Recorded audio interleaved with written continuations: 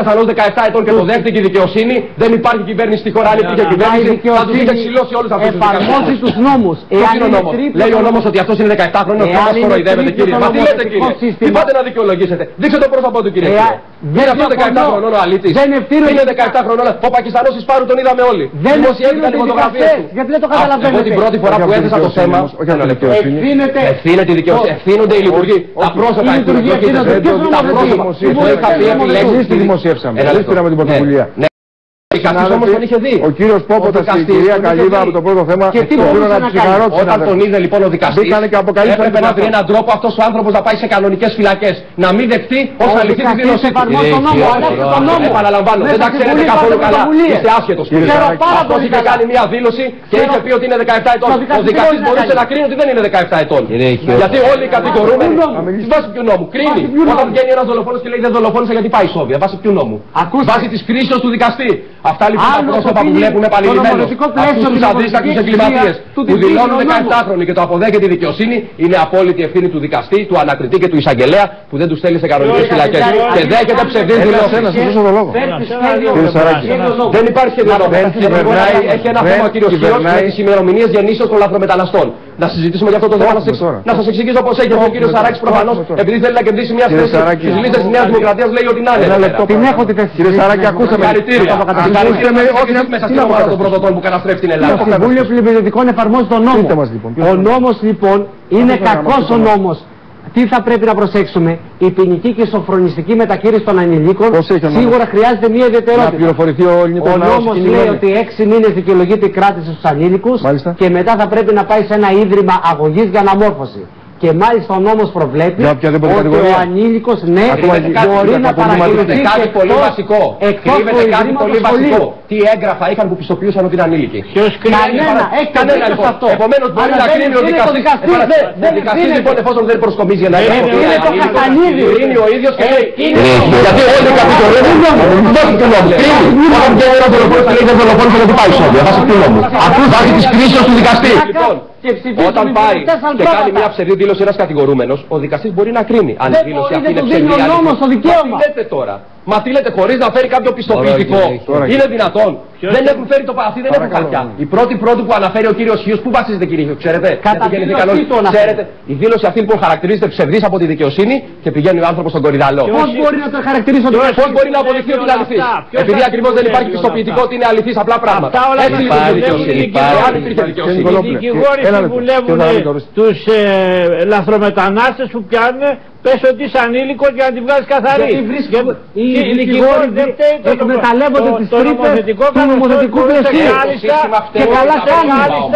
Να αλλάξει τον νόμο. Μπορούσε κάλλες να αλλάξει τον νόμο. Και πώς να τον αλλάξει? Δεν έχεις χαρτιά πόσο είσαι? Βάζει ιατροδικαστή να κρίνει την ηλικία. Μπράβο, αυτό θα έλεγα κύριε και τι διέγνωσε ο ιατροδικαστής? Ότι δεν ήταν ανήλικος. Συνήνεσε στην ενηλικιότητα. Άρα έχει ποινική ευθύνη. Άρα αυτός ο ιατροδικαστής είναι υπόφαλψη εγκληματία. Αυτό είναι υπόφαλψη εγκληματία. Ναι, αλλά τώρα έχει αποδειχθεί ότι είναι ενήλικος.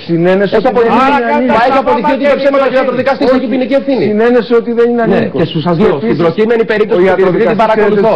Επειδή την παρακολουθώ και έχει μεταφερθεί στην Τρίπολη αυτός τώρα.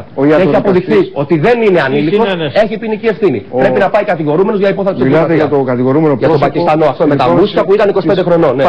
Απλώς για να αποκαταστήσουμε τα πράγματα, ο ιατροδικαστής που ταξίδεψε μέχρι τη Σύρο συνένεσε στις καταγγελίες, μάλλον δεν συνένεσε στις καταγγελίες που έκανε το τέρας της Πάρου για το γεγονός ότι κακοποιήθηκε, όχι κύριε για την ηλικία του, ότι κακοποιήθηκε μέσα στις φυλακές μέσα στα κρατητήρια από τους αστυνομικούς της Σύρου που πήγε και τους έκανε μήνυση. Εκεί συνένεσε ο ιατροδικαστής ότι λέει ψέματα ο συγκεκριμένος άνθρωπος. Θα τα δούμε όμως σε λίγο. Αυτό είναι.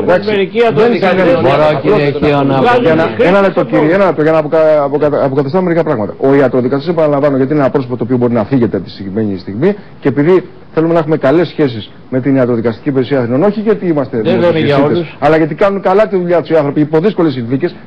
Πρόπερση τους κάψανε την ιατροδικαστική υπηρεσία και δεν βγήκε κανένα να το πει αυτό το πράγμα. Τους δείξανε βόμβα, τους δείξανε φούκο. Αλλά είναι και μερικοί ιατροδικαστές. Απλώς λέω, ένα λεπτό κύριε Δαραβίκα, αποκαθιστάμε κάποιους ανθρώπους. Ταξίδεψε ένας ιατροδικαστής και πήγε ο άνθρωπος στη Σύρο. Εκεί τον καλέσανε. Γιατί έκανε καταγγελία, τόλμησε να κάνει αυτό το θρασίμι το οποίο κατέστρεψε τη ζωή μιας κοπέλας, να κάνει μια καταγγελία ότι κακοποιήθηκε μέσα στα κρατήρια του αστυνομικού. Να πείτε όμως ότι έμεινε στο κρατήριο ο αστυνομικός και ο Ντελιβεράς. Τι κακοποιήθηκε, τίποτα δεν έπαθε. Για πείτε όλη την ιστορία. Ότι για αυτή την κατάθεση του Πακιστανού, ο ένας αστυνομικός, ο ειδικός χειρουργός και ο Ντελιβεράς κρατήθηκε με χειροπέδες στο κρατητήριο μαζί με τον Πακιστανό. Το γνωρίζουμε. Είναι όπως μερικοί να το πούμε κι αυτό. Ναι, αλλά βοηθήστε με γιατί έχω να παίξω 15 βίντεο. Οι οποίοι πιάνουν εμπόρους ναρκωτικών και τους βγάζουν χρήστες και την κάνουν με ελαφρά. Έχετε καταγγελία κύριε επώνυμη? Πώς το λέμε τόσα χρόνια. Πώς μας φιλώνετε την υπόλοιψη για να το δικαστή? Ποια υπόλοιψη λοιπόν, τα καταγγέλω χρόνια εγώ αυτά. Πού τα έχετε καταγγελία? Και σαν πλήρως σαν ναρκωτικό αγώνα. Πότε φτάμε να τα βγάλουμε? Τι είπατε, τόσα χρόνια αυτή τη δουλειά δεν γίνεται. Με χαρτάκια γιατρών γινόταν αυτό. Και ιατροδικαστών και ψυχιάτρων. Σύντομα κύριε Χίο, και για το τέρας της Πάρου και για το τέρας της Πάτρας μπορούσαν και είχαν τη δυνατότητα μέσα από έρευνες ιατρικές να ελέγξουν αν ήταν αληθής η δήλωση της ηλικίας. Άρα οι ευθύνες υπάρχουν ακόμα, δεν έχουν παραγραφεί, όλων εκείνων που δεν κάνουν καλά τη δουλειά τους και μάλλον δεν κάνουν καλά τη δουλειά τους γιατί ενδεχομένως κάποιοι από αυτούς να είναι αργυρώνοι. Εσείς κύριε Νικολόπουλε, που ήταν βουλευτής ψηφίσατε αυτούς τους νόμους. Τι κάνατε εσείς όταν ήσασταν στη Βουλή? Σας φέρανε τους νόμους και δεν αντιδράτε. Όταν λέτε εσάς, εννοώ αυτό το κοινοβουλευτικό σώμα. Λέω γιατί αν μου το λέτε εμένα, πολύ καλά ο κύριος Κασιμιδάρης λίγο πριν έλεγε... Κάτε κλιματολόγους οι οποίοι είναι άσχετοι, μόνο θεωρητικοί. Δεν κάνουμε κριτική όμως. Εσείς είστε νομοθετικό σώμα. Δεν θέλει δικαστές. Δεν ήρθατε εδώ πέρα για να κάνουμε τον μπαλάκι στους άλλους. Αφήστε κύριε. Αυτοί είναι βουλευτές. Δεν κυβερνάτε εσείς, πως κυβερνάω εγώ. Νομοθετούν αυτοί οι βουλευτές εσείς τι κάνετε, που υποστηρίζετε αυτούς τους ανθρώπους. Τους κριτικάρουμε. Εμείς που υπηρετούμε τη δικαιοσύνη και ξέρουμε τα στραβά, λέμε από πού ξεκινάνε τα στραβά. Από κακούς νομοθέτες. Αφήστε τους ανθρώπους που τους δίνουν το λόγο να ολοκληρώνουν. Εκνευρίζετε κόσμο το και το αντιληφθεί. Σας είπα στην προηγούμενη κουμπί να χαμηλώσετε τους τόνους. Δεν το πήρατε χαμπάρι. Μα εγώ δεν είμαι ο μόνος που δεν μιλάει. Είναι λίγο επιθετικός και άγριος. Ήθελα λοιπόν, αφού μου επιτρέπετε να ολοκληρώσω, να σας πω ότι ο βουλευτής δεν έχει την νομοθετική πρωτοβουλία, την έχει ο Υπουργός. Θα με αφήσετε? Αν θέλετε να ολοκληρώσει, δεν πειράζει. Σας λέω, μην γίνει τώρα εγώ να σας ακούω. Έχετε πολλά αρνητικά. Δεύτερον, ο καθένας έχει την ατομική του ευθύνη. Για το νομοσχέδιο που λέτε, σας παρακαλώ πολύ να ανακαλέσετε γιατί εγώ δεν το ψήφισα. Δεύτερον, ο βουλευτής έχει την ευθύνη του κοινοβουλευτικού έλεγχου. Και σε όσα σήμερα η εκπομπή αναδεικνύει, εγώ και άλλοι προφανώς, αλλά πάντως και εγώ, ανέδειξα και σήμερα και όταν ήμουν κυβερνητικός βουλευτής και επειδή έχω την τύχη του λαού να είμαι πολλά χρόνια, και όταν ήταν το κόμμα μου στην κυβέρνηση, σε αυτά τα ζητήματα έχω πλήθος κοινοβουλευτικών ερωτήσεων καταθέσει. Τέλος όμως, θέλω να πω ότι συμφωνώ μαζί σας πως πράγματι θα πρέπει να επιδιώξουμε όλοι μας από εκεί που έχουμε ταχθεί να κάνουμε πολύ καλύτερα τη δουλειά μας. Είτε είναι ο ιατροδικαστής, είτε είναι ο βουλευτής, είτε είναι ο υπουργός. Αλλά όλα τούτα εδώ μπορούν να γίνουν σε ένα σάπιο σύστημα, μπορούν να γίνουν όταν πραγματικά κάποιοι από εμάς άλλοτε αφέλιτα, άλλοτε και ηθελημένα συντηρήσαμε, και αυτό είναι ήδη αυτοκριτική στο λέω, δεν το λέω για να κατηγορήσω κανέναν άλλον, ένα τέτοιο σάπιο σύστημα που φέρνει όλα αυτά τα αποτελέσματα, είτε αφορά τη λαθρομετανάστευση, είτε αφορά την απόδοση της δικαιοσύνης. Τίποτα άλλο δεν αφορά. Μάλιστα, κύριε Αποστολό. Κύριε Χίο, εγώ θα το πιάσω το θέμα από πολύ πιο ψηλά. Το γιατί γίνονται όλα αυτά. Πριν σας δώσω το λόγο, έχουμε μια υποχρέωση ηθική στην εκπομπή. Να ακούσουμε μια μάνα. Να ακούσουμε μια μάνα και θα ακούσω την τοποθέτησή σας. Είναι η μάνα του αδικοχαμένου Θανάση Αζανά. Αυτήν την γυναίκα, κύριε Δένδια, έπρεπε να πάτε στην Πάτρα, να πάτε στο σπίτι της, να της πάτε ένα δώρο χριστουγεννιάτικο, ή εσείς οι οικολαούζοι σας εκεί πέρα που τους ακριβοπληρώνετε, ή να στείλετε έναν εκπρόσωπό σας να τη συλληπιθεί. Την πήρατε ένα τηλέφωνο? Αν την έχετε πάρει ένα τηλέφωνο, να ζητήσουμε ταπεινά συγγνώμη σαν εκπομπή. Την πήρε κάποιος υπουργός, την πήρε ο κ. Ζουπακιώτης να τη ζητήσει συγγνώμη, γιατί και αυτός είναι συνυπεύθυνος για το παιδί της που χάθηκε. Την πήρε. Θα αλλάξει κάτι αν την πάρει ένα τηλέφωνο. Θα αλλάξει, κυρία. Θα αλλάξει. Ναι, θα αλλάξει. Δηλαδή, θα νιώσει καλύτερα η μόνα. Θα νιώσει. Ξέρω ότι την κοροϊδεύουν, θα νιώσει καλύτερα. Και θα αισθανθεί ότι παίρνει ένα πρεστίζ αγρότικο. Θα ακούσει μια κουβέντα. Θα ανέβει ηθικά ότι ήρθε σε επαφή με τον Υπουργό, ας πούμε. Γιατί θα αλλάξει. Έχασε το παιδί της και θα μιλήσει με τον Υπουργό και. Θα ακούσει μια κουβέντα από την εξουσία. Θα την πάρει ένας άνθρωπος και θα της πει: κοιτάξτε να δείτε. Δηλαδή όσοι πήγαμε, κάναμε Δηλαδή αυτοί που είμαστε εκεί παρόντες, έστω για να σκουπίσουμε τα δάκρυα αυτής της μάνας. Κακώς πήγαμε. Όχι βέβαια, αλλά θέλω να πω. Έχετε δίκιο, δεν έφερε το παιδί της πίσω, αλλά όσοι πήγαμε, κάναμε το ελάχιστο. Έχετε δίκιο. Σύμφωνα. Το ελάχιστο. Αλλά και αυτό ήταν υποχρέωση του κύριου Δένδια. Όχι, έχει δίκιο. Εάν έρθει σε επαφή με τον Υπουργό, τον βουλευτή, τον Πρωθυπουργό ή οτιδήποτε άλλο. Δεν έχει κάτι να μου δώσει. Το θέμα είναι ο Υπουργός ή ο βουλευτής ή οποιοδήποτε είναι στα πράγματα. Να φροντίσει να μην πάθω εγώ το κακό. Όταν εγώ πάθω το κακό, να έρθει να μου πει ότι να μου φέρει λουλούδια ή να μου σφίξει τα χέρια ή να μου φιλήσει τα πόδια, λίγο με ενδιαφέρει. Ούτε με μιλάω. Για να μην του πείτε τίποτα, κύριε Τζουκολόπουλο. Να μην του πείτε τίποτα. Να μην του πείτε τίποτα, κύριε Τζουκολόπουλο. Έγινε τέτοιο πράγμα. Όχι, Ακούστε με λίγο. Σε αυτή λοιπόν τη μάνα, το χέρι της εξουσίας ή το ακουστικό της εξουσίας έπρεπε να σχηματίσει τον αριθμό και να την πάρει και να της πει: κυρία μου, φταίμε. Είμαστε συνυπεύθυνοι, είμαστε συνένοχοι. Συγχωρέστε μας. Έτσι κάνει ο πολιτικός που τον εκλέγει. Εγώ αν ήμουν πολιτικός, να ζητήσει συγγνώμη. Γιατί όλα τα νομοθετήματα της δικαιοσύνης ήταν άθλια. Έκανε μονομιλές και είστε λοιπόν πανάθλια πολιτικά υποκείμενα. Το λέμε από εδώ 3 χρόνια. Είστε πανάθλιοι. Γιατί όχι μόνο δεν μπορείτε να προστατεύσετε τις περιουσίες και τη ζωή των Ελλήνων πολιτών, αλλά είστε και παχύδερμα. Ξέρετε γιατί?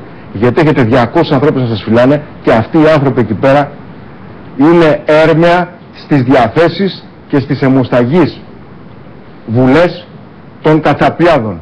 Δείτε τη μάνα, κύριε Δένδια και κύριε Σαμαρά, για να καταλάβετε τι σημαίνει πόνος, και σας ευχόμαστε στο παιδί σας τέτοιο πόνο να μην νιώσετε. Τι ήταν το παιδί μου? Αν ήταν αυτόν παιδί, θα το αφήναν να φύγει από την άντρα? Είχε κάνει φόνο.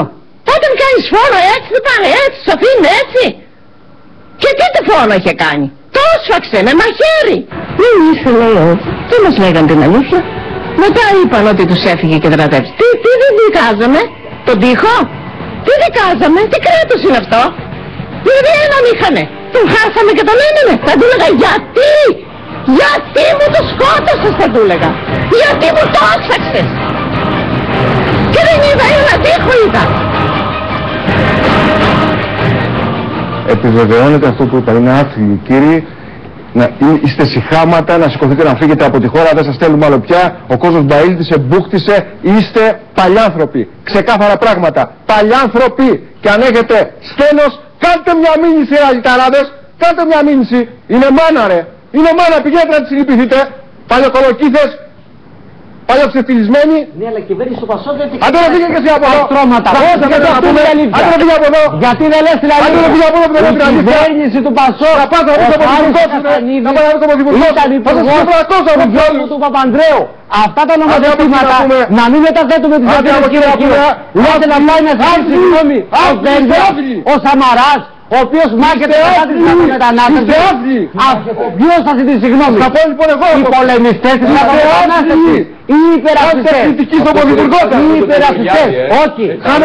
Κάνουμε κριτική σε αυτούς που έφεραν αυτά τα νομοθετήματα.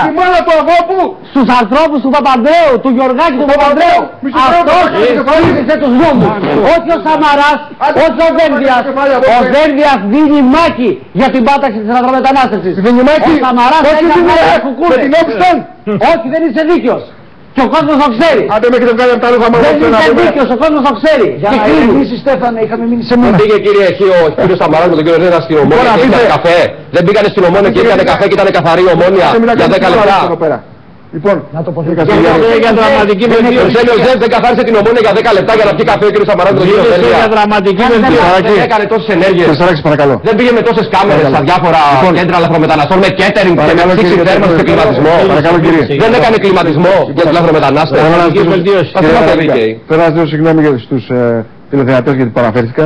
Οφείλω να το ομολογήσω και ζητώ και συγγνώμη και από τον κύριο Σαράκη που μπορεί να τον πρόσβαλα με τη συμπεριφορά μου, αλλά εγώ έτσι έχω μάθει να λειτουργώ στην τηλεόραση. Δεν μπορώ να βλέπω μια μάνα.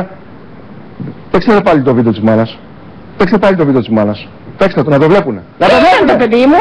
Αν ήταν αυτόν παιδί, θα το αφήναν να φύγει από τον άντρα. Είχε κάνει φόνο. Όταν κάνεις φόνο έτσι δεν πάνε έτσι, σ' αφήνουν έτσι. Και τι φόνο είχε κάνει. Το έσφαξε με μαχαίρι. Μην είσαι λέω, δεν μας λέγαν την αλήθεια. Μετά είπαν ότι τους έφυγε και δρατεύσει. Τι δεν δικάζαμε, τον τοίχο. Τι δικάζαμε, τι κράτος είναι αυτό. Γιατί έναν είχανε, τον χάσαμε και τον έναμε. Θα του έλεγα γιατί μου το σκότωσες θα του έλεγα. Γιατί μου το έσφαξες. Και δεν είδα, ένα τοίχο είδα. Εμείς κύριοι δεν είμαστε πολιτικοί εδώ. Και ό,τι λέμε εδώ πέρα δεν είναι θέατρο. Ό,τι λέμε βγαίνει μέσα από την καρδούλα μας, από την ψυχούλα μας. Γιατί έχουμε ζήσει στις γειτονιές του λαού και στις γειτονιές της φτωχολογιάς. Έχουμε δει ανθρώπους να τους σκοτώνουν μέσα στα μάτια μας, μπροστά στα μάτια μας. Και δεν πουλάμε εδώ, δεν κάνουμε σπέκουλα με τον πόνο του άλλου. Αυτό που νιώθουμε το βγάζουμε. Και θέλω να ζητήσω για δεύτερη φορά συγγνώμη από τους φίλους τηλεθεατές που μπορεί να επαναφέρθηκα και να είπα πράγματα που δεν έπρεπε να τα πω και να συμπεριφέρθηκα. Αλλά εγώ έτσι ζω, έτσι έχω μάθει να ζω. Έτσι έχω μάθει να συμπεριφέρομαι. Σε όποιον δεν αρέσει να πάνε να δουν αλλού. Να πάνε να δουν τις κυρίες, τις λουλούδες, τους ζαλάκιδες της τηλεόρασης. Τους 1544 οπισθόβουλους. Αυτού θα πάνε να δούνε. Ο κύριος Ευάγγελος Κοτάκης, πρώην δικαστής, θέλει να κάνει μια παρέμβαση. Καλησπέρα κύριε Κοτάκη, ευχαριστούμε για την παρουσία σας. Ναι. Σας ακούμε. Ναι, καλησπέρα σας. Συγγνώμη βέβαια είστε υπό το κράτος δικαιολογημένης οργής με αυτό που είδα και εγώ πραγματικά συγκλονίστηκα με αυτό που άκουσα και καλά κάνατε και το επαναλάβατε για να καταλάβει ο κόσμος που ζούμε. Εκείνο το οποίο θα ήθελα να παρατηρήσω, αν μου επιτρέπετε και να σας κλείσω να συνεχίσει την εκπομπή σας, είναι ότι θα έλεγα ότι ο κύριος Σαράκης, μάλλον ο και δικηγόρος σας Σαράκη νομίζω το λένε, θεωρώ ότι δεν σκέφτεται νομικά, αλλά μάλλον σαν οπαδός, φανατικός ενδεχομένως κάποιου κόμματος σκέφτεται και δικαιολογώ πλήρως τις αντιδράσεις του κυρίου Καστιδιάρη.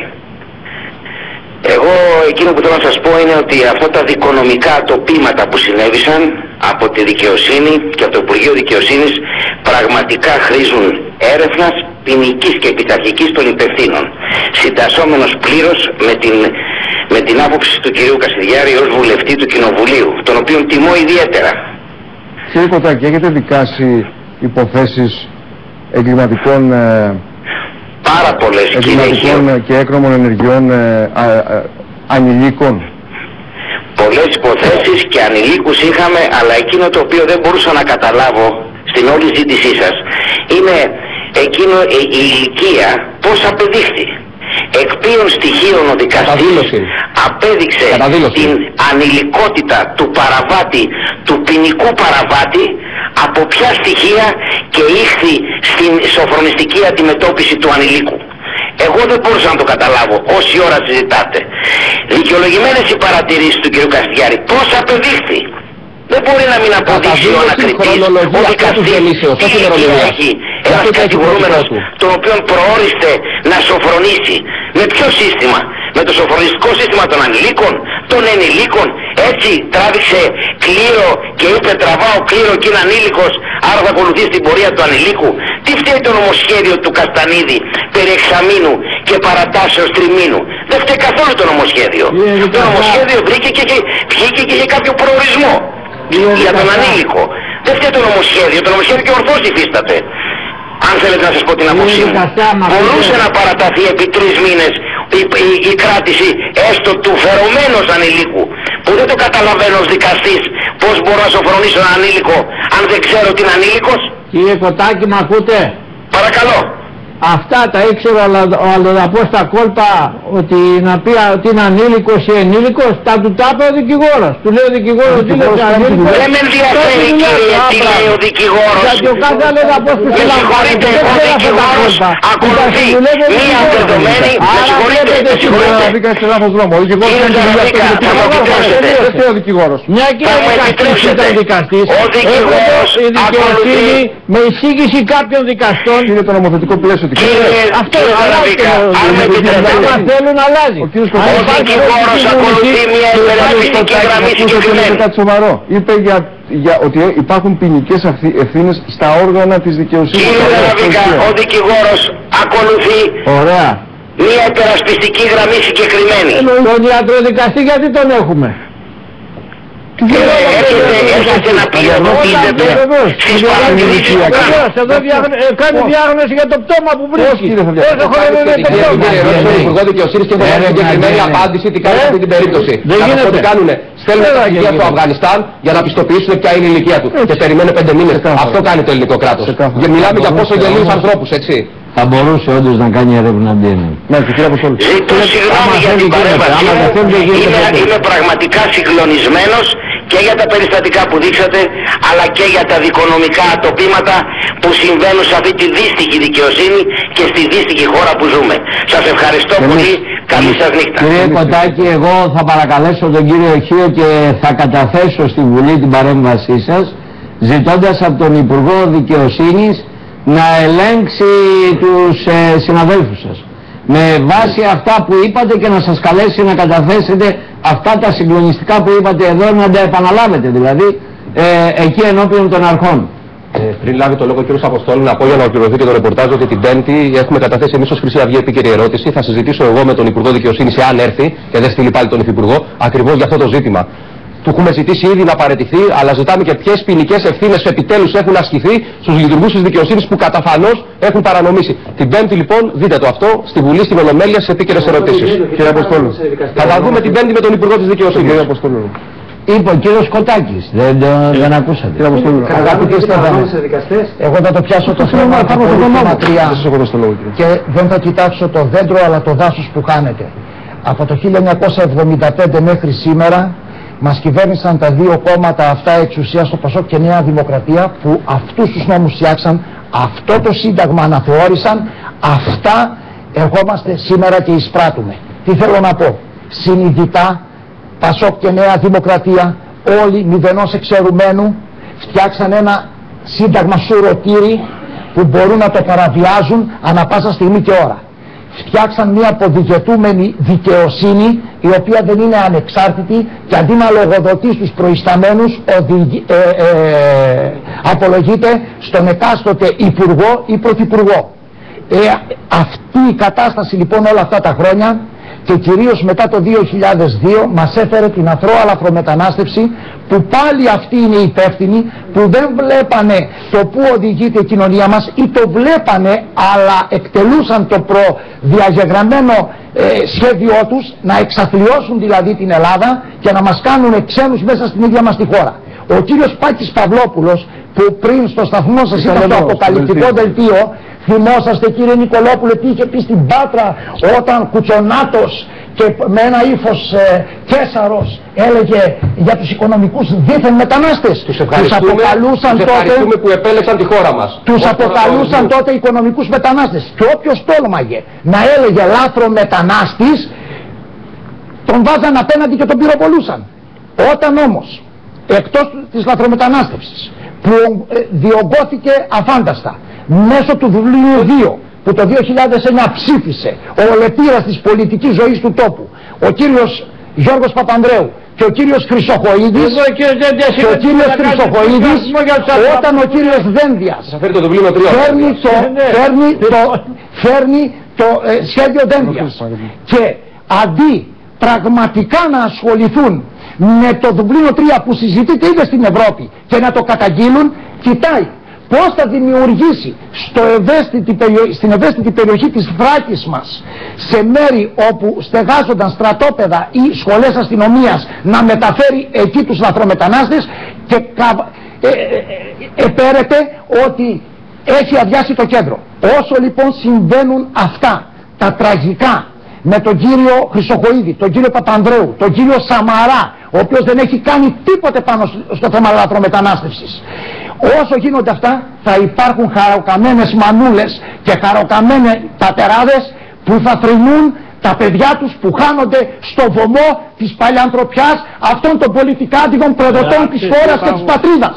Εάν λοιπόν οι ανεξάρτητοι Έλληνες δεν βάλουν μυαλό, δεν μονιάσουν, δεν κοιτάξουν το συμφέρον της πατρίδας και να μην κοιτάξουν το προσωπικό του συμφέρον, γιατί είναι μια παράταξη που έχει πατριώτες μέσα εκεί για το καλό της πατρίδος, η πατρίδα δεν θα έχει αύριο.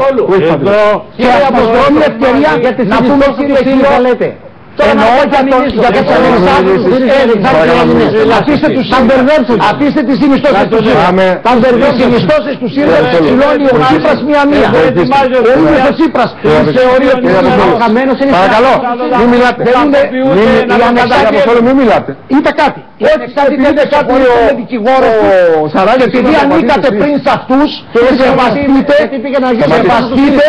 σεβαστείτε ότι έχει σωστά πολιτικά στοιχεία μέσα που μοιάζονται για το καλό της πατρίδας. Κύριε Άβεγκο, πείτε την δεν διασετιμάζεται ψήφιο αριθμό για τους αυτοί που κακοποιούνται αλλοδαποί, τους αλλοδαπούς, έτσι, όποιος ή καταγγέλει στο τριψήφιο και πάει στη λαμπάδα τον Έλληνα. Και είναι θύμα βίας. Αυτό είναι η ουσία, κύριε.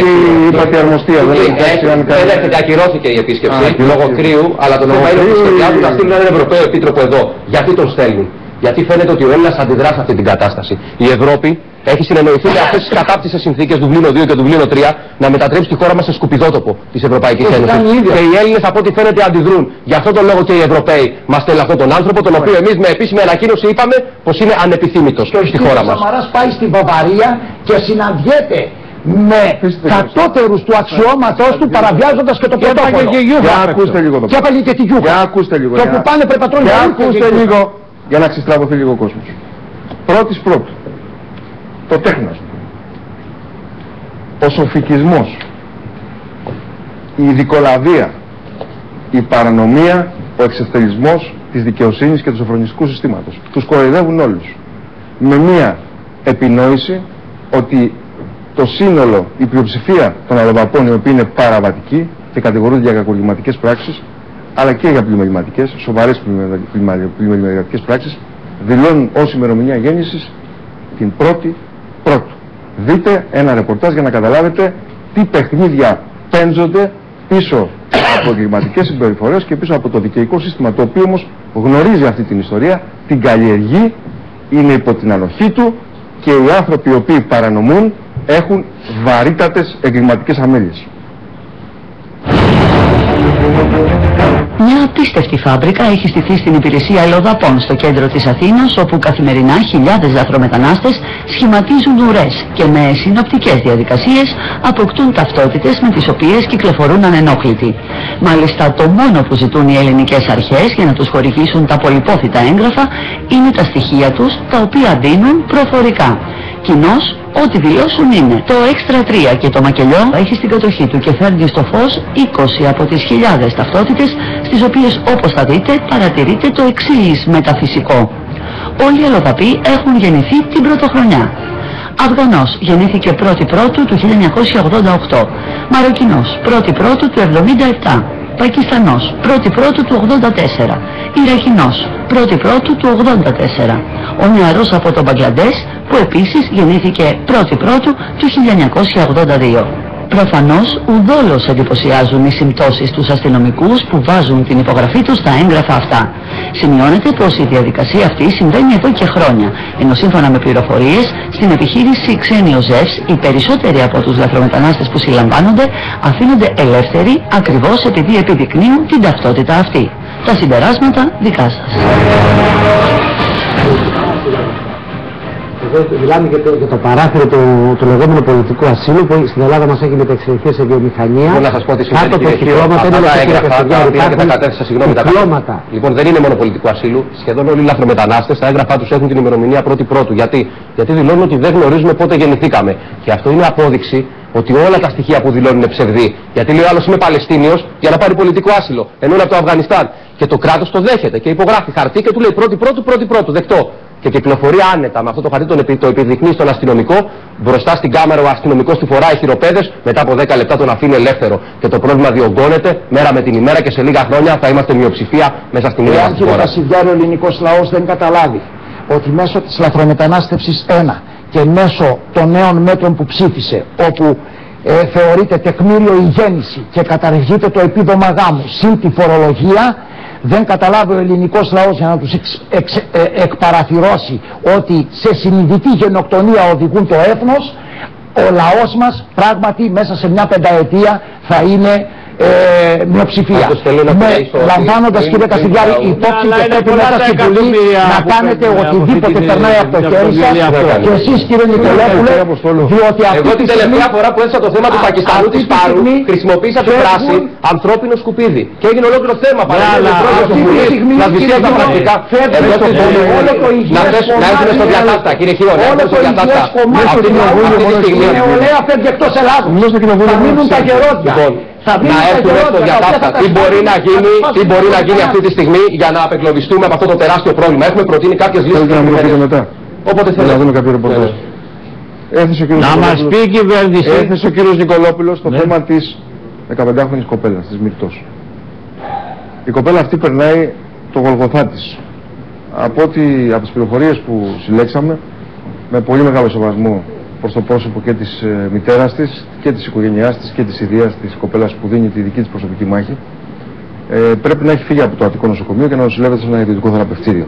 Γιατί εκεί ίσως δεν είναι ανεξάρτητες οι ιατρικές δαπάνες σε ένα δημόσιο νοσοκομείο. Υπάρχουν ζητήματα. Τα ξέρει ο κ. Νικολόπουλος. Έχετε ασχοληθεί και με τον τομέα της υγείας. Δεν είναι ανεξάρτητες και με τον τομέα των κοινωνικών ασφαλίσεων. Δεν μπορεί ένα νοσοκομείο. Δυστυχώς αυτή είναι η σκληρή πραγματικότητα. Σε άλλους είναι ανεξάρτητοι, σας είναι εξαρτημένοι. Αυτή είναι η σκληρή πραγματικότητα. Ναι, αλλά υπάρχουν διακρίσεις. Της μάνας των συγγενών δεν σταμάτησαν τη ζωή μόνο. Αχμέτ Βαγκάς ή Αλίτ Βαγκάς ή Αλί Βαγκάς ή Μεμέτ Αλί ή Μεμέτ Βαγκάς. Όταν εγώ πήρα τηλέφωνο στην αστυνομία την ημέρα που εξιχνιάστηκε η εγκληματική πράξη της Πάρου, που είναι εισάξια με δολοφονία. Δεν υπάρχει καμία αμφισβήτηση. Το κορίτσι κακοποιήθηκε. Μην μπούμε περισσότερα. Γιατί έχουμε κόρες, γιατί έχουμε παιδιά. Το κορίτσι κακοποιήθηκε, βάναυσα. Δεν χρειάζεται να πούμε λεπτομέρειες για το πώς ήταν η Μυρτώ και πώς είναι αυτή τη στιγμή. Ένας λοιπόν αλυταράς, αλυτάμπορας, τον οποίο μου στέλνουν μηνύματα και μου λένε, ας πούμε, το μεγάλο μυστικό της Πάρου. Το μεγάλο μυστικό της Πάρου, κύριε, το γνωρίζω πολύ καλά. Γιατί έχω πάει στο νησί 3 φορές και έχω κάνει ρεπορτάζ. Στην Πάρο μένουν κάτι λαλάκιδες, κάτι ψόφια άλογα, κάτι γκομενάκια. Όλοι φλόροι. Σας παρακαλώ, κύριε. Όλοι φλόροι. Αρσενικά γκομενάκια. Έλα τώρα. Φλόροι, όλοι φλόροι. Αφήστε τώρα που σας λέω. Όλοι φλόροι. Το αδερφάτο του ελέους, το αδερφάτο των ελικοπτέρων. Οι πισογλέτιδες όλοι. Άσε, μην πισογλέτης είναι.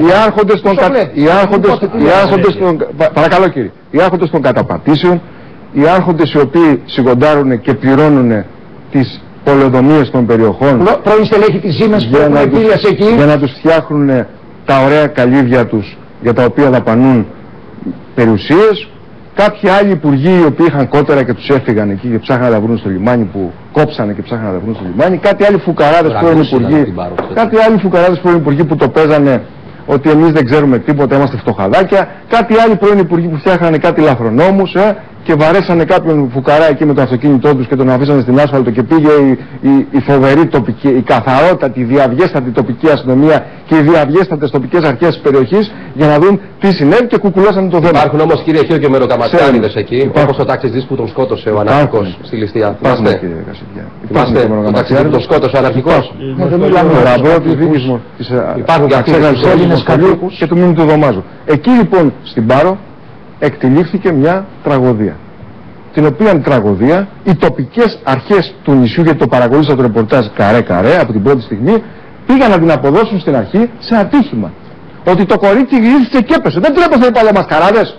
Ότι το κορίτσι γλίστησε και έπεσε. Ότι η Μυρτώ, η καημένη, που δεν είναι καθόλου καημένη, περήφανη είναι η οικογένειά της, γλίστησε και έπεσε στα βράχια. Και κόντεψε να αποκεφαλιστεί το κορίτσι. Και επίσης αποκαλύφθηκε ότι αυτό το ζυγκόλι της περιοχής, γι' αυτό δεν του βγάζανε τη μάσκα. Γιατί ήταν το ζυγκόλι της περιοχής, κύριε Νικολόπουλε. Γιατί τους κράταγε. Γιατί χειραφετούσε πολλούς από αυτούς εκεί πέρα που επαμοιβή τον πληρώνανε για να σιωπά. Και επίσης γιατί ο άνθρωπος αυτός έκανε εκτός από την κυπουρική και άλλες κυπουρικές εξυπηρετήσεις. Και υπευτική. Έτσι.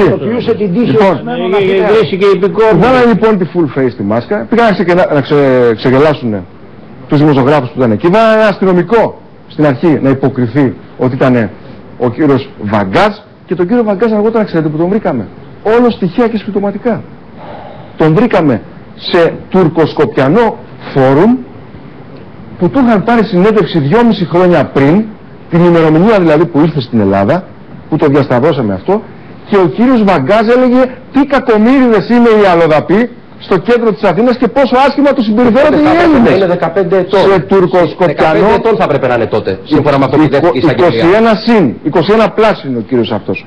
Και ο άνθρωπος αυτός του κρύβανε την ταυτότητα, του κρύβανε το πρόσωπο, του κρύβανε την προσωπικότητα. Και βρέθηκαν δύο δημοσιογράφοι, το πω δημόσια και του συγχαρώ, και κάποιοι άλλοι του έθνους, η κυρία Καλιέβα και ο κ. Πόποτος, από το πρώτο θέμα. Και πήγαν άνθρωποι που τραβήξαν φωτογραφία και τις βγάλαν στη δημοσιότητα. Και είδαμε το πρόσωπό του. Για να μπορέσουμε να δούμε αν αυτός ο άνθρωπος έχει διάσει άλλα 10 κορίτσια, μπορεί να ήταν και παιδιά μας. Παρακολουθήστε το οδηπορικό της φρίκης που θα πρέπει για αυτό το οδηπορικό να ντρέπονται και στη δικαιοσύνη και δημόσια λειτουργία και κυρίως η αστυνομία της περιοχής που τον συγκάλυπτε.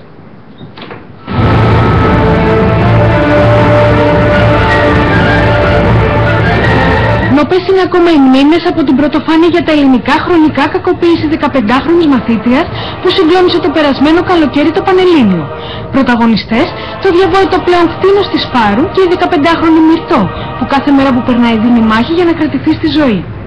Η 15χρονη μαζί με τη μητέρα και την αδελφή της κάναν διακοπές στο νησί. Το απόγευμα εκείνης της μέρας, αφού έφαγαν σε γειτονικό εστιατόριο, ύστερα πήγαν σε μια μικρή παραλία δίπλα από τη νέα Χρυσή Ακτή. Η 15χρονη ζήτησε να πάει μια βόλτα στην κοντινή βραχώδη περιοχή. Εκεί, λίγη ώρα αργότερα βρέθηκε βαριά τραυματισμένη στο κεφάλι, σε κομματώδη κατάσταση και ενίγυμνη ανάμεσα σε βράχια στην παραλία. Μετά από πολλές μέρες ερευνών, οι αρχές κατάφεραν να συλλάβουν το 21χρονο ανθρωπόμορφο τέρα στην Αθήνα. Υπό δρακόντια μέτρα, οδηγήθηκε στον ανακριτή της Σύρου, όπου εκεί με κινησμό και ομότητα που σοκάρει, ομολόγησε τις πράξεις του. Η ομολογία που ακολουθεί είναι για γερά στο μάχη. Γύρισα την κοπέλα ανάσκελα και την χτύπησα με μια μεγάλη πέτρα πάνω στο αριστερό της μάτι. Την είχα αρπάξει από το λαιμό και προσπαθούσα να την κρύψω σε μια σκισμή. Όμως εκείνη αντιστεκόταν και με έβριζε. Την χτυπούσα συνέχεια με την πέτρα. Είδα να τρέχουν αίματα στο πρόσωπό της και πέταξα την πέτρα στη θάλασσα. Στην αρχή εγώ πήγα να της αρπάξω το κινητό για να το πουλήσω και να στείλω τα λεφτά στην άρρωστη μάνα μου, στο Πακιστάν, που είχε ανάγκη. Για να την πλησιάσω προσποιήθηκα ότι μιλούσα κι εγώ στο κινητό. Την ακινητοποίησα και της το πήρα. Όμως εκείνη κουνιόταν και άρχισα στην αρχή να της ρίχνω μπουνιές στο σώμα. Μετά πήγα να την κρύψω στη σκισμή και άρχισα να τη χτυπάω με την πέτρα. Αφού την εγκατέλειψα πήγα προς το εστιατόριο που δούλευα και πέταξα το κινητό στο σκουπίδι του ξενοδοχείου. Ο 21χρονος Πακιστανός εργαζόταν τα τελευταία 3 χρόνια ως κυπουρός σε τουριστική μονάδα ανασφάλιστος. Περίεργος χώρος αποκαλύψεων για τις υψηλές διασυνδέσεις που φαίνεται να έχει ο Πακιστανός, ο οποίος φέρεται ότι υπήρξε συγκολό πολλών επωνύμων στο νησί.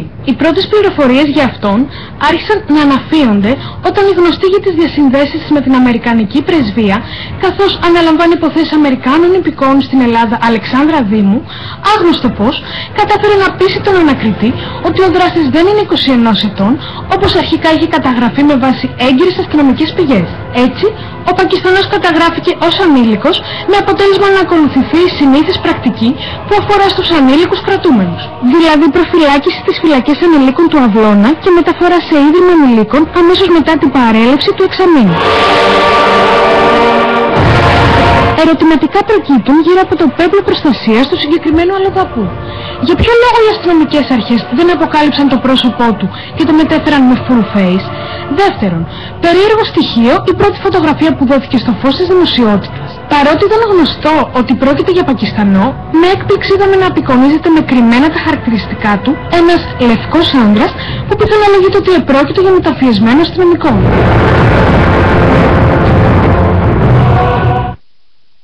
Η συνταγματική γραμμή είναι ο κ. Φίλιππος Παππούς, συγγενικό πρόσωπο.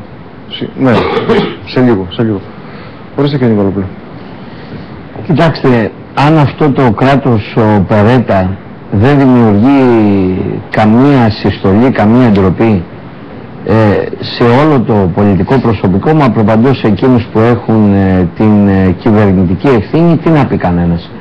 Απορώ εάν μετά από όσα και σήμερα και άλλες φορές, αλλά και σήμερα, αναδείξατε εάν οι αρμόδιοι υπουργοί θα κινηθούν σήμερα ήσυχοι. Νομίζω που απανήσει. Τι να σας πω, θέλω να πιστεύω ότι ακόμα έχουν τουλάχιστον τα συναισθήματα, όπως πολλές φορές εσείς είπατε απόψε, του πατέρα. Γιατί μέσα στο σπίτι τους θυμούνται τα δικά τους τα παιδιά και γιατί εν πάση περιπτώσει όσες και θωρακισμένες πόρτες να διαθέτει το σπίτι τους, η βίλα τους, το εξοχικό τους, νομίζω ότι ο κίνδυνος είναι κοινός για όλους μας όσους ζούμε σε αυτήν εδώ τη χώρα.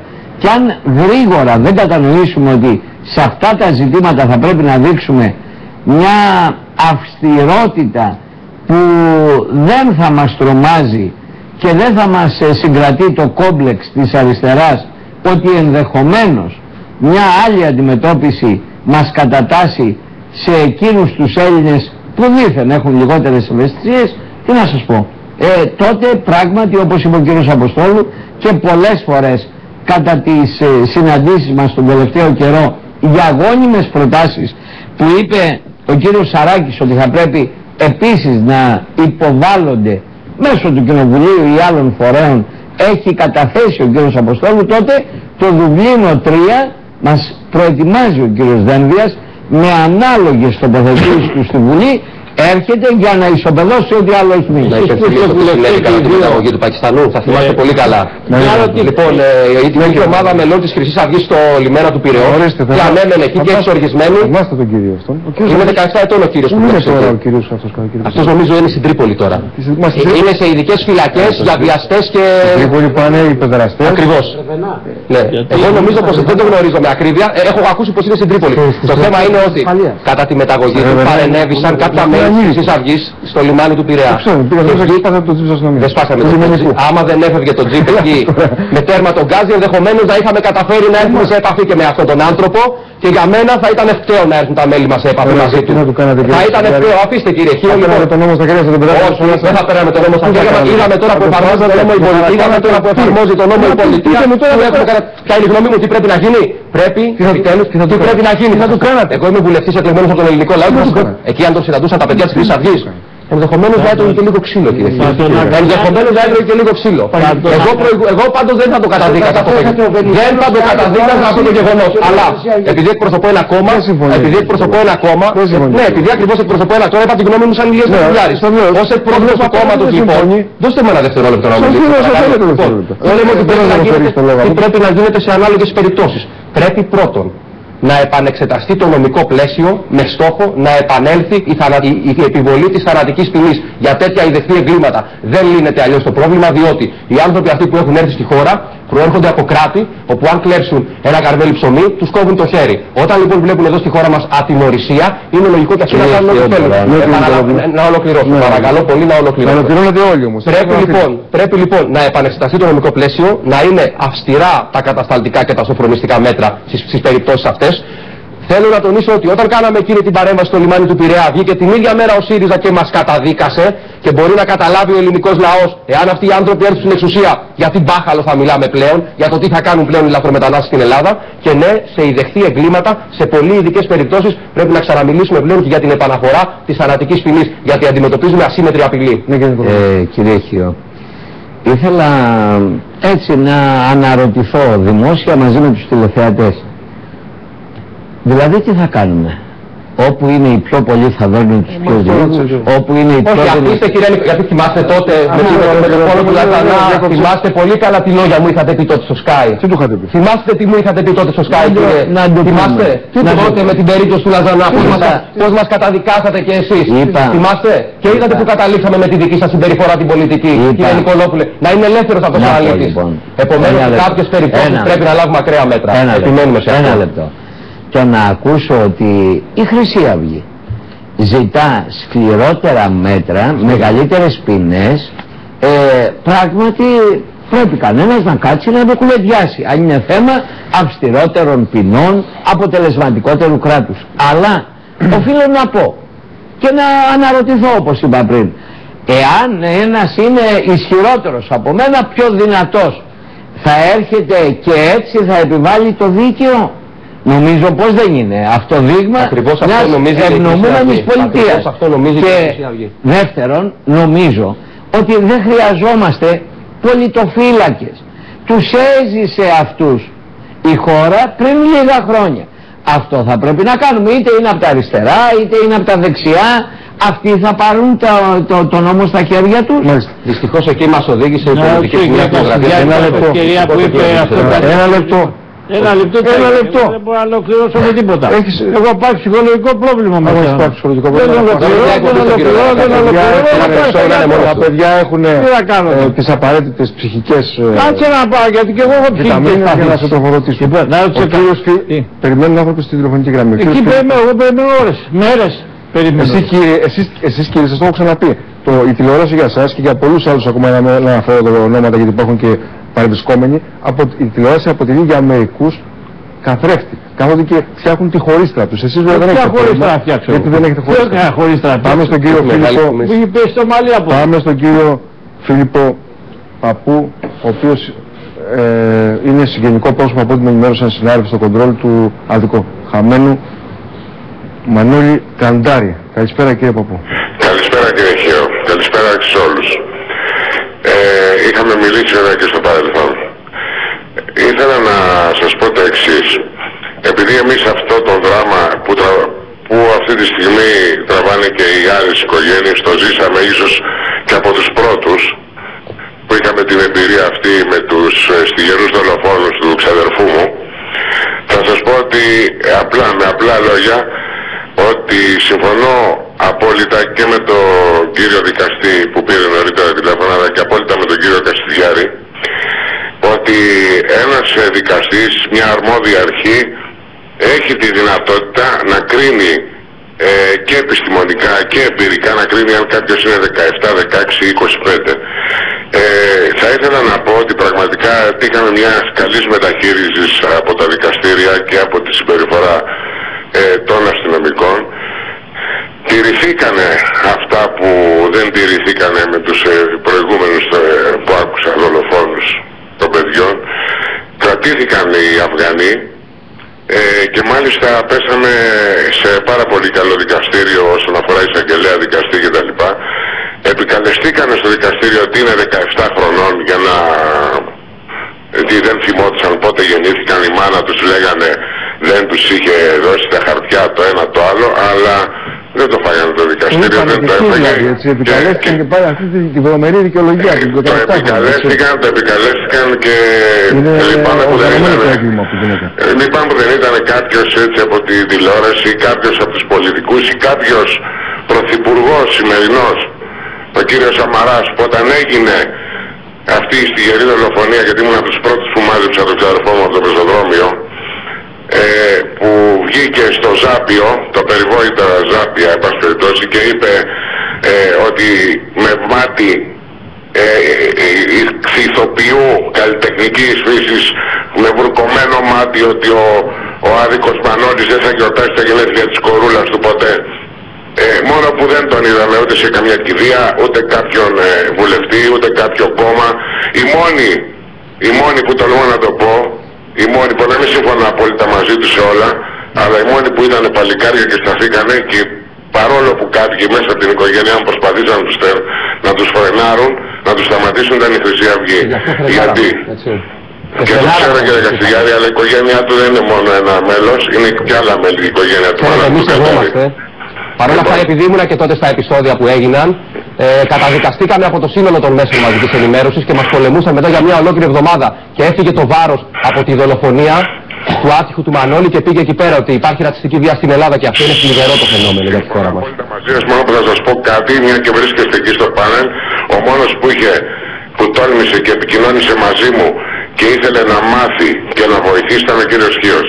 Αυτό μπορώ να σας το πω με βεβαιότητα, γιατί ξανά έχω επικοινωνήσει μαζί του και στο παρελθόν. Καλά κύριε Παππού, σας ευχαριστούμε πολύ. Τίποτα άλλο να σας πω, σας ευχαριστώ πάρα πολύ. Καλή συνέχεια. Να ζήσετε, να θυμόσαστε, να ζήσετε και να θυμόσαστε ένα υπάρχει όμως και ένα άλλο δυστύχημα εδώ. Έτσι. Θυμάστε τα πρόσωπα των Αφγανών, των μαχαίρων βγαλτών αυτών? Πώς βγήκανε, πώς ήταν όταν μπήκανε στη φυλακή και πώς ήταν τώρα στο δικαστήριο με κάτι μάγουλα φουσκωμένα που δείχνει ότι καλοπερνάνε αυτοί μέσα στη φυλακή. Και μάλιστα για κάποιους μήνες ο ένας εξ αυτών ήταν στο ψυχιατρίο του Κορυδαλού, δεν ήταν στην πρώτη πτέρυγα. Με κάτι μάγουλα ήταν στο εφετείο που τους επιτέθηκαν.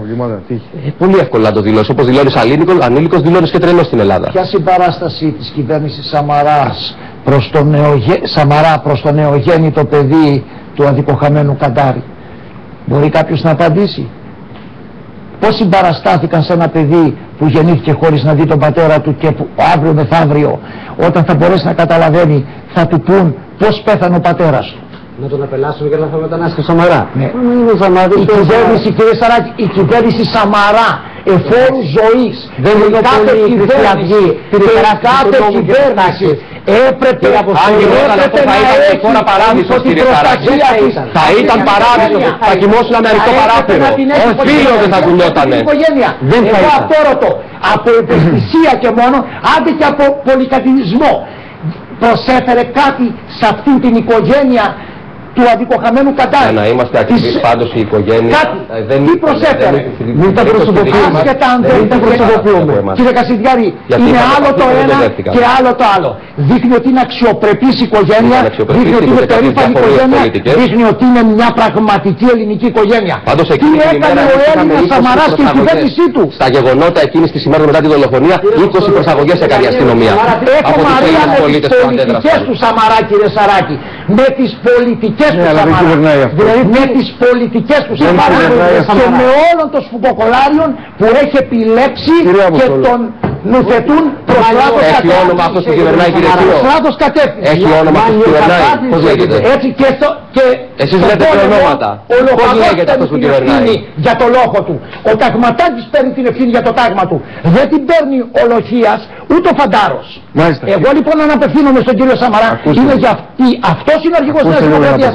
Αυτός είναι ο πρωθυπουργός και αν είναι ανίκανος να ελέγξει πρόσωπα και πράγματα στο κόμμα του που φεύγουν τους λογικούς. Ότι ο Σαμαράς θα πληρώσει την προφητεία των Μάγιας 21 Δεκεμβρίου του 2012 για να στραφεί ο κόσμος. Μιλάω για Μάγια και δεν μιλάω τρίχες. Να ολοκληρώσω εγώ τίποτα. Ολοκλήρωση μην πάτε κανένα κατάθλιψη. Εδώ έχουμε δύο βουλευτάς εδώ, του Ελληνικού Κοινοβουλίου. Και κυρία Ματσούκα. Να μας μπορούν να κάνουν μια ερώτηση στον Υπουργό Οικονομικών, να μας πούν πόσα εκατομμύρια παίρνουμε για το Δουβλίνο 1, 2, 3, 4. Έχω ρωτήσει. Προστασία του πολίτη, πόσο παίρνει για το κεφάλι. Και δεν το απαντάει. Δεν δίνει τέτοια στοιχεία. Πόσα παίρνει με το κεφάλι, γιατί παίρνει με το κίνδυνο. Δεν κάτι λέει. Με το κεφάλι πληρώνεται το κράτος. Και πόσες ΜΚΟ υπάρχουν? Γι' αυτό είναι οι φρόντες πάνω στον Εύρο. Και το θέμα των ΜΚΟ και ήρθε στο Κούλι να μας απαντήσει. Η Συριζέα που έκανε τις απάτες. Τα έχουμε θέσει αυτά τα θέματα. Απλά δεν υπάρχει κοινοβουλευτικός έλεγχος, κύριε Δαραβίγκα. Τα πρώτα πράγματα που κάναμε ήταν αυτά. Κύριε Ματσούκα, στην κυρία. Για κυρία, έχουμε δίπλα μας. Ένα λεπτό, δεν τελειώνω. Ένα λεπτό, δεν ολοκληρώνω. Τι ήρθε να πούμε? Ο εισηγητής να πει το δημοκρατία του λέω. Όσο κι εγώ. Όχι, είναι το καλό. Κύριε Κασιδιάρη, θέλω να σας επισημάνω ένα θέμα, το οποίο πρέπει να σας το πω. Όλα καλά τα φτιάχνει το κόμμα σας. Προσέχτε, διότι έχουν παρισπρίσει μέσα στο κόμμα σας κάτι μαϊμούδες, όταν λένε μαϊμού Χρυσή Αυγή, με τις κλωτσιές θα φύγει, οι οποίοι τι κάνουν? Θα σας πω που είχε σε μένα περιστατικό. Εκβιάζουν και λέει, ξέρεις κάτι, Δαραβίγκα, κάτσε καλά για θα ειδοποιήσω εγώ. Δεν είναι Χρυσή Αυγή αυτή. Εδώ συλλάβαμε άτομα που κινούνταν προστασία. Και ήταν αθήγκανοι. Ακριβώς. Ναι, δεν ήταν Χρυσή Αυγή όμως. Φορούσαν μια μπλούζα που μπορεί να βρει κανείς στο εμπόριο. Μόνο που αυτός που σου καταγγέλω εγώ, το έχω το όνομά του, είναι επιχειρηματίας και ο οποίος δεν θα εκβιάζει μόνο εμένα. Τέτοια φαινόμενα τα έχουμε πατάξει όσο μπορούμε και θα συνεχίσουμε να είμαστε αμήλικτοι. Έτυχε να μην γνωρίζω εγώ ποιες είναι οι σχέσεις μαζί σας και να ξέρω πρόσωπα και πράγματα. Και στην κυρία Ματσούκα ο λόγος να διαβάσετε το σχόλιο 345 από το μακελιό.gr. Τα βλέπω τα σχόλιά σας, δεν νομίζω ότι τα βλέπουμε, τα βλέπουμε όλοι. Και από τις επόμενες εβδομάδες θα προσπαθήσουμε τα σχόλια αυτά από το μακελιό.gr και τα σχόλια και οι τηλεφωνικές γραμμές που θα βγάζουμε στον αέρα να πέφτουν υπό μορφή σχολείων πάνω από την οθόνη, ούτως ώστε καθ' όλη τη διάρκεια της εκπομπής των 2,5 ώρων όσοι στέλνετε μηνύματα και όσοι τηλεφωνείτε και δεν μπορείτε να βγάλετε γραμμές, να περνούν τουλάχιστον με SMS τα σχόλιά σας από πάνω για να τα βλέπει ο κόσμος και να μπορεί και ο κόσμος να θεωρεί ότι επικοινωνεί πραγματικά με την εκπομπή. Το σχόλιο 345 και μετά λόγω στην κυρία Ματσούκα. Επί τη ευκαιρία του θέματος, κάτι που με απασχολεί καιρό, γνωρίζουμε αν η οικογένεια της Μυρτούς έχει τους πόρους να ανταποκριθεί σε τόσο μακροχρόνιες και ακριβές θεραπείες? Αν όχι, τους βοηθάει κάποιος? Αν όχι, μήπως μπορούμε, κύριε Χίο, θα έπρεπε να οργανώσετε κάτι για όσους από εμάς θέλουν να βοηθήσουν ό,τι μπορούν? Είναι ένα θέμα, αυτό όμως εμείς δεν μπορούμε να το κάνουμε με δική μας πρωτοβουλία, εάν δεν έρθουμε σε επικοινωνία με τους ανθρώπους οι οποίοι είναι αξιοπρεπέστατοι και οι οποίοι από ό,τι ξέρω δεν έχουν ζητήσει, δεν έχουν απευθυνθεί καν στα μέσα να ζητήσουν ούτε μια βοήθεια. Οι άνθρωποι παλεύουν μεν τους, όλοι έχουμε ανάγκη. Εμείς πάντως που το ακούσαμε εδώ, νομίζω ότι το ελάχιστο που έχουμε να κάνουμε είναι αυτό το ερώτημα, ενδεχομένως και να κινητοποιήσει και τις κρατικές αρχές. Ναι, κύριε Νικολόπουλο, να το θέσετε εσείς και ο κύριος Ζαγκάρης. Δεν το βλέπω ότι θα μιλήσω. Όχι, θα μιλήσετε και δεν θα μιλήσετε. Έχουμε μια ώρα κομπής ακόμα, πώς θα μιλήσετε? Λοιπόν, θεωρώ ότι η κοινή λογική στην πλειοψηφία των όσων ενδιαφέρθησαν σήμερα συντάσσεται με τις θέσεις που πήρε. Δεν έχει ελεγχθεί τίποτα ακόμα. Μέχρι τούδε, μέχρι αυτή τη στιγμή τουλάχιστον. Θεωρώ ότι η κοινή λογική, τουλάχιστον κατά την πλειοψηφία των όσων ενδιαφέρθησαν, επαναλαμβάνω, συντάσσεται με τις θέσεις που έχει πάρει ο κύριος Κασιδιάρης. Και γίνομαι πιο συγκεκριμένη, τουλάχιστον. Αυτό είναι το δυστύχημα απόψε, ότι κάνουμε αβάντα χωρίς να το θέλουμε. Όχι κύριε Χίο. Όχι κύριε Χίο. Γνωρίζουμε πάρα πολύ καλά, δεν αβαντάρω κανέναν, απλά λέω τη γνώμη μου ότι όπως την αισθάνομαι. Αν τι να κάνουμε όμως που μερικές φορές έχουν δίκιο. Πώς θα τους καταλογίσεις άδικο? Θα ολοκληρώσετε, απλώς να πω λίγο τη γνώμη μου. Επειδή τους έχω καταλογίσει πολλά και το γνωρίζουν αυτό το πράγμα. Τους έχω κάνει σκληρή κριτική. Απόψε όμως. Κοιτάξτε, άγιος δεν είναι κανένας. Δεν θα τους φορέσουμε κανένα από ξέρετε γιατί έχουμε δίκιο? Δεν θα τους φορέσουμε το Κασιδιάρη και κανένα από τους πάνω. Γι' αυτό. Μου επιτρέπετε? Θεωρώ λοιπόν ότι στην πλειοψηφία, επαναλαμβάνω, των όσων ελέγχθησαν, υπάρχει εδώ η κοινή λογική. Και γίνομαι πιο συγκεκριμένη. Δεν μπορεί κανείς να δέχεται ως θέσπατο την ομολογία ενός κακούργου, ενός κακοποιού, για να μην χρησιμοποιήσω βαρύτερες εκφράσεις, γιατί δεν μου το επιτρέπει ούτε το φίλο μου, ούτε η θέση που βρίσκομαι αυτή τη στιγμή. Αν ήμουν αλλού θα το έκανα. Λοιπόν, δεν μπορούμε να αποδεχόμαστε ότι εγώ είμαι 17 χρονών και τον πηγαίνουμε εκεί που είναι για να πάει ο 17χρονος και ότι εκεί που είναι να πάει αυτός που έχει εγκληματίσει με τον τρόπο αυτό που έχει εγκληματίσει. Λοιπόν, ένα το πράγμα. Άρα τι πρέπει να κάνουμε? Να πάμε να τον δίνουμε? Καταρχάς θα έπρεπε να πάει στη φυλακή η οποία αρμόζει στην ηλικία του. Ποιος το αποφασίζει αυτό? Η Χρυσή Αυγή ή η δικαιοσύνη? Η δικαιοσύνη, μου επιτρέπετε, η δικαιοσύνη ασφαλώς, αλλά όταν δεν λειτουργεί η δικαιοσύνη... Θα το κάνετε εσείς στο λαϊκό δικαστή? Κύριε Νικολόπουλε, εγώ δεν είπα να πάει η Χρυσή Αυγή, εγώ δεν είπα η Χρυσή Αυγή να γίνει δικαστής και να δικάσει, είπα ότι οι θέσεις που εξέφρασε και πήρε ο κύριος Κασιδιάρης, εμένα τουλάχιστον τη δική μου λογική... Δηλαδή να πάρουμε τη δικαιοσύνη στα χέρια. Όχι, πέστε μου τι κατάλαβα το ερώτημα. Τι καταλάβατε εσείς? Εγώ αυτό εγώ επαναλαμβάνω και μην με κάνετε να το πω πολλές φορές για να μην γίνω πιο κουραστική και να... συγκεκριμένους εγκληματίες από τις δικαστικές αρχές. Δεν μπορεί ένας άνθρωπος... Εσείς τι δεν καταλαβαίνετε τώρα? Για να καταλάβω, βάσει τους θεσμούς μίλησα. Τους θεσμούς και τους κείμενους νόμους. Λοιπόν, δεν μπορεί ένας άνθρωπος να λέει είμαι 17 χρονών και εγώ να αποδέχομαι ότι αυτός είναι 17 χρονών. Το δικαστήριο έχει την ευθύνη αυτό να δικάζει? Ασφαλώς και έχει. Οι δικαστές έχουν την ευθύνη. Ασφαλέστατα. Λοιπόν, θα έπρεπε λοιπόν να όταν διαφωνούμε με την απόφαση της δικαιοσύνης τι κάνουμε? Που είναι αρμόδια, που πρέπει για την ηλικία του, βάσει της ηλικίας του. Να κάνει μια πρόταση. Να κάνεις κύριε Δαμανάκη. Όχι δεν την... Είμαστε λάθος όμως. Δεν τελείωσε κυρία. Κύριε δεν τελείωσε. Δεν είναι 19. Είναι άλλο το θέμα το δεν τελείωσε η κυρία. Να μην πούμε ότι είναι ενήλικος. Ο Πακιστανός κάνει μια διαφορά. Επικαλέστηκε το 19 ετών ότι είναι ενήλικος, γιατί ξέρει ότι υπάρχει ένα άρθρο στον ποινικό κώδικα ότι είναι ενήλικος αλλά 19 ετών, γιατί υπάρχει ένα άρθρο στον ποινικό κώδικα που λέει τιμωρείται με ελαττωμένη ποινή όποιος είναι από 19 έως από 18 έως 21 ετών. Απλώς για την ορθότητα των πραγμάτων. Δεν είπε ότι ήταν ανήλικος. Επικαλείται μια ηλικία συγκεκριμένη που από τον νόμο θα αφήσετε να ολοκληρώσετε τη γυναίκα. Εμείς ότι η δικαιοσύνη πρέπει να δρά όχι με βάση το τι μας λέει ο κάθε εγκληματίας, αλλά με βάση αυτό που μπορεί η ίδια να διακρίνει και να διαπιστώσει. Να αποδείξει. Να ακούσουμε τις τηλεφωνικές γραμμές ανθρώπους που μας περιμένουν στις γραμμές. Ο κ. Παπαδόπουλος, καλησπέρα. Ναι, καλησπέρα και στο πάνω. Συγγνώμη που σας κάναμε και περιμένατε το σώμα. Δεν πειράζει και αν τα ρεπορτάζ είναι καταπληκτικά και μας κρατάτε μέχρι τέτοια ώρα. Καταπληκτικά δεν είναι, δυστυχισμένα είναι. Όχι καταπληκτικά εννοώ που μας έχετε έτοιμους, είμαστε έτοιμοι είμαστε έτοιμοι και αυτά είμαστε έτοιμοι να πούμε. Έτοιμοι να κάνουμε επίκαιρο που Παπαδόπουλε. Να βγούμε να δούμε τι πρέπει να κάνουμε, παιδιά, αυτό. Βάζοντας αυτό που θέλω να πω, επειδή τα ρεπορτάζ τρέχουν πάρα πολύ, ήταν το γεγονός το ένα που γυρίσαμε και είπαμε όσον αφορά με το θέμα των μεταναστών. Ήμουνα δημοτικός αστυνόμος τότε στην Αρτέμιδα. Ήταν η Εθνική Ελλάδος, έπαιζε με την Αλβανία. Και κέρδισε η Αλβανία, αν θυμάστε, 1-0. Εγώ δεν έχω τίποτα με τους Αλβανούς. Δεν έχω τίποτα να μοιράσω με κανέναν. Απλά λέω την πραγματικότητα και αυτά που είδαν τα μάτια μου, τα οποία στεναχωρέθηκα γιατί έχω υπηρετήσει και 38 μήνες στον ελληνικό στρατό. Μας ξεφτυλίσανε τόσο πολύ, σηκώσανε σημαίες αλβανικές στη Λούτσα. Δεν ξέρω αν υπάρχει κάποιος και ξέρει αυτή την περίπτωση, αλλά δεν ακούστηκε τίποτα πουθενά. Χτυπήσανε παιδιά στις καφετέριες, μαζευτήκανε πάνω από 1500, γιατί τότε φτιαχνόταν και το αεροδρόμιο, ήταν τότε που τελείωνε το αεροδρόμιο, αν θυμάμαι καλά, και ήταν πάρα πολύ εκεί αλλοδαπή. Και σας μιλάω ειλικρινά, δεν ακούστηκε τίποτα από κανένα κανάλι. Ήμουνα στη δημοτική αστυνομία εκείνη την εποχή. Σας μιλάω ειλικρινά γιατί ήταν και η λυπή η αστυνομία εκεί, γιατί ήταν γύρω στα 4 με 5 άτομα. Παπαδόπουλε, τι λέγανε τα κανάλια τότε, μετά από εκείνο το, γιατί είχα δει στα γεγονότα πολύ καλά και στο κέντρο της Αθήνας. Μιλάγανε για ρατσιστική βία των Ελλήνων, επειδή υπήρχαν κάτι Αλβανοί τραυματίες από αυτούς τους αλήτες, γιατί πράγματι υπήρχαν και τραυματίες από τη μεριά των Αλβανών τότε. Μιλάγανε για ρατσιστική βία των Ελλήνων για μία εβδομάδα τα κανάλια. Το θυμάστε? Το ξέρω. Άλλες ηλικίες δεν σηκώσανε κεφάλι. Το ξέρω. Εγώ θέλω να επισημάνω άλλο ένα πράγμα που είναι γεγονός. Είπατε κάτι για τα δικαστήρια, το οποίο το είδα πρόσφατα γιατί είχα πάει σε μια δίκη σαν μάρτυρας. Και σας μιλάω ειλικρινά που καθόμουν απ' έξω, είδα δικηγόρους, πάω σε ένα άλλο θέμα τώρα, αλλά επειδή τρέξανε τα ρεπορτάζες, γι' αυτό ήθελα να επισημάνω δύο πράγματα.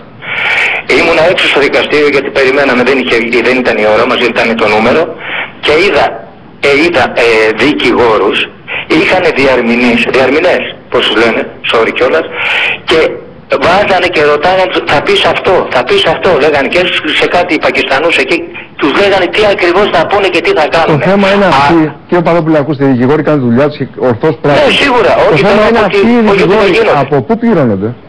Εδώ είναι το θέμα. Έλατε. Και όχι βέβαια από τους φουκαράδες.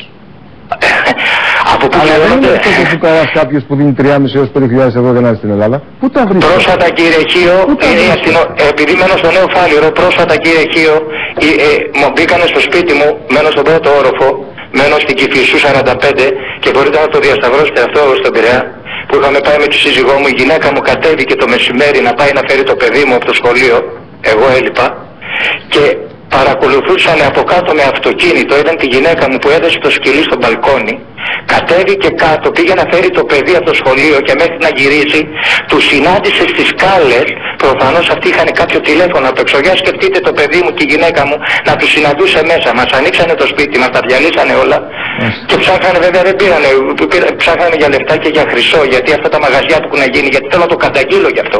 Μου δίνετε την ευκαιρία και συγγνώμη που σας το χρόνο σας, αλλά είναι πολύ σημαντικό. Έχουν ανοίξει αυτά που πουλάνε το χρυσό και τέτοια, σαν μανιτάρια λες και είναι βιντεοκλάπ. Αν είναι δυνατόν, δηλαδή προχωράει ένας παππούς, μια γιαγιά με ένα σταυρό, μια κοπέλα με μια λυσίδα στο λαιμό της και μπορεί ανά πάσα στιγμή να τη γράρουν και να της πάρουν την αλυσίδα, μου λέτε πώς βρίσκουν τα λεφτά. Έτσι τα βρίσκουν τα λεφτά. Γιατί έχουν ανοίξει αυτά τα μαγαζιά, εγώ απορώ πως δώσανε τέτοιες άδειες. Τίποτα άλλο, δηλαδή είναι έλεος. Θυμάστε πώς ήταν τα βιντεοκλάπ παλιά, έτσι και έχουν γίνει αυτά τα μαγαζιά. Καλό βράδυ κύριε Παπαδόπουλο. Ένα λεπτό κύριε. Έχω αυτό τους Σλάμερ. Έχουμε εσάς. Εδώ έχω πάρει ένα σημαντικό. Έχει ένα μήνυμα εδώ, ένα μήνυμα. Ορίστε, πείτε το μήνυμα. Λοιπόν, φόρεστε και τα γυαλιά σας. Λέει, ρωτήστε την κυρία δίπλα σας από το Φιλοζωικό, γνωρίζει ότι έχουν εξαφανιστεί τα δέσποτα από το κέντρο γιατί τα τρώνε οι Πακιστανοί. Ξέρει, ναι, κάτι θα τελειώσω κυρία μου. Κάτι θα τελειώσω ρε παιδί μου, το άλλο είναι το πιο σημαντικό, το πιο κάτω. Ξέρει λέει ότι στον Άγιο Παντελεήμονα σε 5 ώρες πολυκατοικία γεμάτη λαθρομετανάστες. Κάτσετε να τελειώσω. Είχαν δυο κατσίκες στην ταράτσα και τη βίαζαν μπροστά στα μάτια γειτόνων και των παιδιών τους. Είναι γνωστό το περιστατικό και είναι αληθές. Είναι αληθές. Το λέω και το φρένει. Σημαντική καταγγελία για τα δέσποτα, η καταγγελία που τα τρώνε είναι πάρα πολύ σημαντική. Γιατί στις επόμενες εκπομπές Και πρέπει να δράσετε πάνω σε αυτό, κύριε Κασιδιάρη. Έχουμε και εικόνα. Κυρία Ματσούκα, θα έχουμε και εικόνα από αυτό. Θέλουμε τη συνδρομή σας. Κύριε, παρακαλώ, έχω κόσμο για μέσα. Θέλουμε τη συνδρομή σας γιατί είναι πάρα πολύ σοβαρό. Επιτρέπετε, έχουμε πάρα πολλές καταγγελίες. Έχουμε πάρα πολλές. Εδώ μπορεί να δράσει η Χρυσή Αυγή, βεβαίως. Λοιπόν, έχουμε πάρα πολλές καταγγελίες σαν σωματείο από πολλές περιοχές της Ελλάδας, όχι της Αθήνας, της Ελλάδας, ότι λάθρομετανάστες φέρονται κατά αυτόν τον τρόπο, παίρνουν ζώα αδέσποτα από τον δρόμο. Το γνωρίζετε, έτσι. Είναι γνωστό, αλλά μέχρι αυτή τη στιγμή. Θα έχουμε ρεπορτάζ για αυτό. Μέχρι αυτή τη στιγμή σιωπή ηχθείων, κανείς δεν μιλάει, κανείς δεν συνειδητοποιεί. Δεν τους νοιάζει. Μου επιτρέπετε να κάνουμε αυτό? Ο ταϊσμένος μετανάστης ακόμα και με κρέας σκύλου είναι ευτυχία για την πολιτεία, γιατί δεν πεινάει, το καταλαβαίνετε. Και για καθένα για την πεινάει. Όχι, δεν έχει λεπτό. Ο κύριος, θα σας δώσω μετά, η κυρία, ο κύριος Παναγιώτης Γαρδικιώτης από το Βέλγιο. Καλησπέρα, κυρία. Ναι, καλησπέρα σας. Ήθελα να μιλήσω για την ευθύνη των υπουργών και τον αντρισμό τους και το ήθος τους, κάτι που δεν βλέπω να γίνεται στην Ελλάδα προς το παρόν τουλάχιστον. Ποιον ανδρισμό τους, δεν κατάλαβα, λουλούδες είναι οι περισσότεροι από αυτούς. Ναι, λοιπόν, εγώ μένω στο Βέλγιο και το 1998 κάποιος δολοφόνος και παιδεραστής, Marc Dutroux, κατάφερε να αποδράσει από τα δικαστήρια που είχε πάει για να εξετάσει το φάκελό του. Ο Υπουργός τότε Εσωτερικών παραιτήθηκε, από μόνος του παραιτήθηκε, ανάλαβε την ευθύνη και παραιτήθηκε. Αυτό δείχνει για μένα ένα ήθος ανδρισμού και τέλος πάντων ευθύνης. Λίγο αργότερα ο Τόμπακ, Λουί Τόμπακ, και αυτός ο Υπουργός Εσωτερικών, όχι δικαιοσύνη, συγγνώμη, αυτός παραιτήθηκε διότι μια Νιγεριανή λαθρομετανάστισσα που ήταν στο Βέλγιο και την οποία αναγκαστικά την εβάλουν στο αεροπλάνο για να την γυρίσουν πίσω στην Νιγερία, και επειδή σε έκανε σταματά στο αεροπλάνο μέσα, για να της κλείσουν τη φωνή, να μην φωνάζει, να μην ακούγεται και ενοχλεί και τους άλλους επιβάτες, της βάλανε ένα μαξιλάρι στο πρόσωπο, το πιέσανε φυσικά λίγο πιο πολύ από όσο χρειαζόταν και πέθανε από ασφυξία. Και πάλι λοιπόν ο Υπουργός τότε παραιτήθηκε. Στην Ελλάδα συμβαίνουν κάτι τέτοια, δραπετεύουν δολοφόνοι και κανένας Υπουργός δεν αναλαμβάνει ευθύνη. Αυτό ήθελα να πω. Δείτε τώρα, κύριε Γαρδικιώτη, κάτι. Είναι η κυρία Νικολάου εκπαιδευτικός στη τηλεφωνική γραμμή? Η κυρία Νικολάου είναι? Είναι η κυρία Νικολάου? Κυρία Νικολάου, καλησπέρα. Κυρία Νικολάου, καλό ξημέρωμα. Μας ακούει η κυρία Νικολάου? Είστε εκπαιδευτικός? Μάλιστα. Ένα λεπτό. Τι εκπαιδευτικός είστε? Δασκάλα, καθηγήτρια, νηπιαγωγός? Φιλόλογος. Εργάζεστε σε λύκειο? Εργάζομαι στη δημόσια μέση εκπαίδευση, στο γυμνάσιο. Σε γυμνάσιο εργάζεστε? Μάλιστα. Στο σχολείο που εργάζεστε, περιμένετε λίγο γιατί θέλω να σας δώσω ένα ρεπορτάζ. Στο σχολείο που εργάζεστε, ποιος είναι ο συσχετισμός μαθητικών δυνάμεων, ας το πούμε έτσι εντός εισαγωγικών, μεταξύ Ελλήνων και αλλοδαπών, γιατί εκεί φτάσαμε να μιλάμε. Εμείς, κύριε Χιώ, επιτρέψτε μου να δώσω συγχαρητήρια εκεί στην κυρία που έχετε στην παρέα σας. Είναι πολύ σοβαρή και πολύ εύστοχες οι παρατηρήσεις της. Πρώτα αυτό, και να πω στον κύριο Νικολόπουλο ότι αντιποίηση αρχής που κάτι τέτοιο υπονόησε υφίσταται όταν υπάρχουν αρχές. Όταν δεν υπάρχουν αρχές δεν υφίσταται ούτε η αντιποίηση αρχής. Μάλιστα. Στο σχολείο που με ρωτήσατε τώρα. Στο σχολείο που δεν είναι κατάρα η αλλοδαπή, δεν είναι κατάρα. Έτσι. Δεν έχουμε πολλούς αλλοδαπούς. Λοιπόν, τι συνέβη? Περιμένετε, κυρία Νικολάου, περιμένετε. Μην έχετε άγχος, θα μιλήσετε. Δείτε λοιπόν στο 6ο επαγγελματικό λύκειο Αμπελοκήπων, από καταγγελία τηλεθεατή. Με πήραν προχθές και μου λένε στο 6ο επαγγελματικό λύκειο, δεν θέλουμε να το στιγματίσουμε το 6ο επαγγελματικό λύκειο, είναι ένα πολυπολιτισμικό σχολείο, όπως είπε ο κύριος διευθυντής του. Εκεί υπάρχουν και δρούν ειρηνικά και συνυπάρχουν μαθητές Έλληνες με αλλοδαπούς από άλλες 17 χώρες. Εκεί πήγαινε ο Τσίπρας, πολυκλαδικό Αμπελοκήπων. Εκεί πήγαινε ο Τσίπρας. Εσείς το γνωρίζετε αυτό. Εκεί πήγαινε και ο κύριος Τσίπρας. Και μαλλί τότε. Εκεί λοιπόν, στο 6ο ΕΠΑΛ, στις 28 Νοεμβρίου, κυρία Νικολάου, πήγαν οι μαθητές, κάποιοι μαθητές, ανέβηκαν σε μια μπασκέτα, μείνετε στη γραμμή, μην κλείσετε, θα τους σχολιάσετε γιατί είστε εκπαιδευτικός, και σήκωσαν την αλλαγική σημαία την ημέρα που γιόρταζαν την ημέρα της ανεξαρτησίας τους. Οι Αλβανοί καλά κάνουν και τη γιορτάζουν, αλλά που κατά διαβολική σύμπτωση έτυχε ο κ. Σαλή Μπερίσα να βγει και να κάνει κάποιες μεγαλοειδεατικές ιδέες περί της τεράστιας Ενωμένης Αλβανίας από το Κόσοβο μέχρι την Πρέβεζα. Δείτε το ρεπορτάζ της κ. Μαρίας Κούζου. Τα 100 χρόνια από την ανεξαρτησία της Αλβανίας αποφάσισαν να γιορτάσουν κάποιοι μαθητές του 6ου επάλαμπελοκήπων υψώνοντας την αλβανική σημαία στον προαύλιο χώρο του σχολείου. Η κίνηση του μαθητή να ανέβει στην μπασκέτα και να υψώσει την αλβανική σημαία μέσα στο ελληνικό σχολείο ξεσήκωσε αντιδράσεις. Η καταγγελία που δέχτηκε το μακελιόν ανέφερε τα εξής. Στις 28 Νοεμβρίου στο 6ο επάλαμπελοκήπων κάποιοι Αλβανοί μαθητές πήγαν με αλβανικές σημαίες στο σχολείο φωνάζοντας υβριστικά ανθελληνικά συνθήματα στα διαλύματα. Τραγουδούσαν δε τα δικά τους τραγούδια στη γλώσσα τους, γιορτάζοντας έτσι τα 100 χρόνια της ανεξαρτησίας της χώρας τους και προκαλώντας ταυτόχρονα τους Έλληνες μαθητές που παρακολουθούσαν το θέαμα. Οι προκλητικοί νεαροί δεν τιμωρήθηκαν για την πράξη τους από κανέναν καθηγητή, με αποτέλεσμα στο μέλλον να μπορούν ανενόχλητοι να επαναλάβουν τις προκλήσεις τους.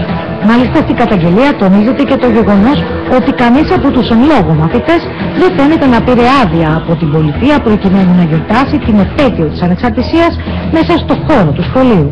Αποτέλεσμα όλων αυτών ήταν να δημιουργηθεί έντονο κλίμα εθνικιστικών παρατάξεων ανάμεσα στους μαθητές, οι οποίοι ήρθαν εν τέλει σε αντιπαράθεση και μάλιστα κάποιοι από αυτούς άρχισαν να δέχονται απειλές ακόμα και για την ίδια τους τη ζωή. Το μακελιό Σόφιλε πήγε στο 6ο επάλαμπελοκήπων προκειμένου να διαπιστώσει αν η καταγγελία ισχύει, αλλά και το τι συνέβη στην πραγματικότητα. Σύμφωνα με τα όσα μας είπε ο διευθυντής του σχολείου, τα πράγματα έχουν ως εξής. Πράγματι στο σχολείο κάποιοι μαθητές προσπάθησαν να σηκώσουν την αλβανική σημαία την ημέρα του εορτασμού της ανεξαρτησίας. Ωστόσο ο μαθητής, ο οποίος ανέβηκε στην μπασκέτα κρατώντας τη σημαία, τιμωρήθηκε με μία μέρα αποβολή για την προκλητική πράξη του. Δεν υπήρχαν όμως ούτε ανθελληνικά συνθήματα, ούτε τραγούδια, ούτε φωνές από τους Αλβανούς μαθητές, τουλάχιστον όχι κατά τη διάρκεια της ανύψωσης της σημαίας. Το όλο θέμα αντιμετωπίστηκε με χιούμορ από τους υπόλοιπους μαθητές, ενώ οι καθηγητές έβρεσαν άμεσα, σταματώντας τον νεαρό μαθητή πριν προλάβει να κολλήσει την αλβανική σημαία στην μπασκέτα. Είναι επικίνδυνο για τους μαθητές να βγαίνουν σε διάφορα site σχόλια που δεν αντικατοπτρίζουν τα πραγματικά γεγονότα. Μέλημά μας είναι η διατήρηση μιας ήρεμης ατμόσφαιρας ανάμεσα στους μαθητές μας, είπε ο διευθυντής του σχολείου. Είναι κρίμα να αστοχωρούν το σχολείο μας και να προκαλούν εξωσχολικούς παράγοντες με τις ψεύτικες αναρτήσεις στο διαδίκτυο, αναφέρει ο διευθυντής. Ο μαθητής τιμωρήθηκε γιατί έκανε μια ακραία πράξη. Ανέβηκε στην μπασκέτα του σχολείου και αυτό ήταν ιδιαίτερα προκλητικό. Ωστόσο το περιστατικό, όπως μας λέει ο διευθυντής, φαίνεται πως εκείνη τη μέρα έλαβε χώρα και σε άλλα σχολεία, κάτι που όμως δεν είδε ποτέ το φως της δημοσιότητας. Κυρία Νικολάου, είναι στην γραμμή εκπαιδευτικός? Ναι, είναι στη γραμμή, κύριε Χία, ναι. Σας ακούμε, πώς το σχολιάζετε? Εμένα δεν μου κάνουν εντύπωση αυτά. Γιατί στα σχολεία, σε όποια σχολεία έχω υπηρετήσει μέχρι τώρα, αλλά και σε αυτό που υπηρετώ τώρα, βλέπω ότι οι Αλβανοί μαθητές, παρά το γεγονός ότι κατοικούν στην Ελλάδα πολλά χρόνια, παρά το γεγονός ότι φοιτούν πολλά χρόνια στο ελληνικό σχολείο και μετέχουν υποτίθεται της ημετέρας παιδείας, εντούτοις πολλοί εξ αυτών, ας μην πω όλοι και το γενικεύσω, πολλοί εξ αυτών έχουν την ίδια αντίληψη για τα σύνορά μας με αυτήν που εξέφρασε ο Πρωθυπουργός τους προημερών, ο κύριος Μπερίσα, για το που αρχίζει και που τελειώνει η λεγόμενη Μεγάλη Αλβανία. Και θα γίνω πιο συγκεκριμένη, επειδή διδάσκω ιστορία στο σχολείο, όποτε αναφερόμαστε στο έπος του 40 ή ας πούμε στους Βαλκανικούς πολέμους, που γιορτάζαμε τώρα και τα 100 χρόνια, αλλά και στο έπος του 40, και τους λέω ότι ο ελληνικός στρατός μπήκε απελευθερωτής στην ελληνική Βόρειο Ήπειρο και απελευθέρωσε τη Χιμάρα, την Κοριτσά, το Αργυρόκαστρο κτλ. Και τους Αγίους 40, όταν δηλαδή αυτές τις ελληνικές πόλεις, σχεδόν πάντα συναντώ την έντονη αντίδραση των Αλβανών μαθητών. Βέβαια, αυτοί οι Αλβανοί τότε ήταν τσάτσι των Ιταλών και έφαγαν το πακέτο μαζί με τους Ιταλούς και οπισθοχώρησαν και άφησαν τη Βόρειο Ήπειρο. Ξεκινάει Βεβαίως ευγενώς, δεν μπορώ να πω, ευγενώς οι Αλβανοί μαθητές, όμως μου λένε κυρία μάλλον δεν ξέρετε καλά την ιστορία. Λέω εσύ αγόρι μου πότε πρόλαβες και την έμαθες την ιστορία, έχεις κάνει σχολείο στην Αλβανία? Πού την έμαθες αυτή την εκδοχή της ιστορίας? Και ποια είναι η ιστορία που ξέρεις εσύ? Και μου λέει η Αλβανία δεν είναι η Βόρειος Ήπειρος που λέτε εσείς πως είναι ελληνική. Δεν είναι ελληνική. Αλλά και η Νότιος Ήπειρος είναι αλβανική. Δηλαδή συγκεκριμένα τα παιδιά λένε για τα Γιάννενα. Τα Γιάννενα λέει είναι αλβανικά κυρία. Μου λένε. Δεν είναι ελληνικά. Λάθος τα ξέρετε, μου λέει τα πράγματα. Δεν είναι αυτά. Μια δηλαδή, για να μην μπερδευτούμε. Τα παιδιά στο σχολείο μας κάνουν αλλά τους επιφυλάξουν συνήθως εκεί πέρα. Ακριβώς αυτά διδάσκονται τα παιδιά. Και στην Αλβανία και εκπαιδευτικός τα λέει, δεν τα λέμε εμείς. Ναι κυρία. Βεβαίως, εγώ τα παιδιά στην περίπτωση αυτή τα ακούω χωρίς να αντιδρώ έντονα. Λέω παιδιά, λέω, και λέω εσείς που τα ξέρετε, μας τα λένε οι γονείς μας. Μας τα λένε οι γονείς μας στο σπίτι. Και σας μιλάω τώρα για παιδιά της πρώτης γυμνασίου, γιατί έχω διδάξει και στο Λύκειο. Δεν μιλάω πια για το Λύκειο, τρίτη Λυκείου ας πούμε, που είχαμε μεγάλες συζητήσεις μες στην τάξη. Ακόμη και παιδιά της πρώτης γυμνασίου, όταν έρθει η κουβέντα για το θέμα του έπους του 40, εκεί αντιδρούν τα παιδιά. Μάλιστα. Και λένε ότι δεν είναι έτσι. Και σας λέω συγκεκριμένα να φέρουν για τα Γιάννενα. Τα Γιάννενα κυρία είναι αλβανικά, δεν είναι ελληνικά. Έτσι, το λένε ευθαρσώς μέσα στην τάξη. Από εκεί και πέρα δεν με εκπλήσει εμένα αυτό που είπατε, ότι ανέβηκε ο Αλβανός μαθητής με την αλβανική σημαία στο σχολείο. Γίνονται σημεία και τέρατα. Εδώ είχαμε πάει στην Κρήτη, κάναμε μια εκδήλωση στη Χερσόνησο. Την επόμενη μέρα στο Λύκειο της Χερσονήσου εκφράστηκε υπέρ της Χρυσής Αυγής ένας Έλληνας μαθητής και αντέδρασαν οι Αλβανοί. Και πώς λέγεται η εκπομπή σας, για να καταλάβεις τι έγινε. Βέβαια εκεί τους φάγανε οι κριτικοί και αποβλήθηκαν βέβαια οι Έλληνες μαθητές. Το όμορφα, κύριε Κασιδιάρη, το άκουσα. Ναι. Το άκουσα. Γιατί ο εθνικισμός επιτρέπεται σε όλους εκτός από τους Έλληνες. Αν οι Έλληνες εκφραστούν, οι Έλληνες μαθητές αν εκφραστούν, θα κατηγορηθούν για εθνικισμό. Οι Αλβανοί μαθητές τους... Ευχαριστούμε κυρία Νικολάου, να είστε καλά. Επειδή η κυρία Νικολάου αναφέρθηκε στα Γιάννενα, επειδή γνωρίζει Στέφανο Κέλκο την καταγωγή από τα Γιάννενα, και πάω τακτικότατα επάνω, και επειδή μεθαύριο 12 του μηνός του 1994 πέθανε ο μακαριστός Σεβαστιανός, ο οποίος έκανε τεράστιο αγώνα για τη Βόρειο Ήπειρο και συνεχίζει ο σημερινός Μέγας Ιεράρχης Ανδρέας Πογονιανής Δρυνουπόλεως και Κονίτσης, και πατριώτης, αναφέρω τις καταγγελίες του ιδίου και όλου του υγιούς κομματιού της Κόνιτσας, από την οποία είναι η μητέρα μου, όπου οι Αλβανοί αγοράζουν περιουσίες εξαθλιωμένων Ελλήνων της περιφέρειας, ευρύτερα της Υπήρου, και αυτή τη στιγμή σε κάποια χρόνια θα βιώσουμε πολύ άσχημες καταστάσεις. Δεν θα μας ανήκει πραγματικά και Νότιος Ήπειρο. Και εκεί που μιλάμε για Βόρειο Ήπειρο, αυτοί θα έχουν πάρει και την Νότια Ήπειρο. Σας υπόσχομαι και υπόσχομαι και στους τηλεθεατές, και το σκεφτόμουν και προχθές το βράδυ, και Σαράκη το είχαμε, νομίζω το συζητήσαμε και μαζί, θα κάνουμε μια εκπομπή για τους Έλληνες της Βορείου Υπήρου. Θέλω να είστε κύριε Νικολάου. Δικαιούνται. Μήπως θυμάστε κάποιον που έχουμε ειδική εκπομπή για τους Έλληνες της Βορείου Υπήρου. Έχουμε πολλά στοιχεία να πούμε για το θέμα της Βορείου Υπήρου. Με δικά μας λεπτά στην Αμερική, τον Οδυσσέα, τον Τζενάη, ο οποίος θα έρθει εδώ να κάνει ελληνόφωνο, αλβανόφωνο αλβανικό κόμμα. Δεν έχω τέτοια πληροφορία. Αν έχετε εσείς πληροφορία τέτοια, το διαβάζω. Είναι πληροφορία, αλλά δεν επιβεβαιώνεται. Πάμε στον κύριο, στην κυρία Μελαβίνη. Ένα λεπτό. Δεν έχει επιβεβαιωθεί. Τι να κάνουμε τώρα. Βγάζουμε μια είδηση ότι ο Οδυσσέα Τσενάη, ο άνθρωπος που φοβάται, γνωστός τηλεοπτικός δημοσιογράφος, θα δεν κάνει αλβανόφωνο κόμμα. Αυτό το ξέρω. Λοιπόν, η κυρία Μελαβίνη. Καλησπέρα σας κυρία μου. Καλό ξημέρωμα. Ναι. Καλό ξημέρωμα. Γεια σας. Τι κάνατε? Καλησπέρα κύριε Χίο. Έχετε παιδιά?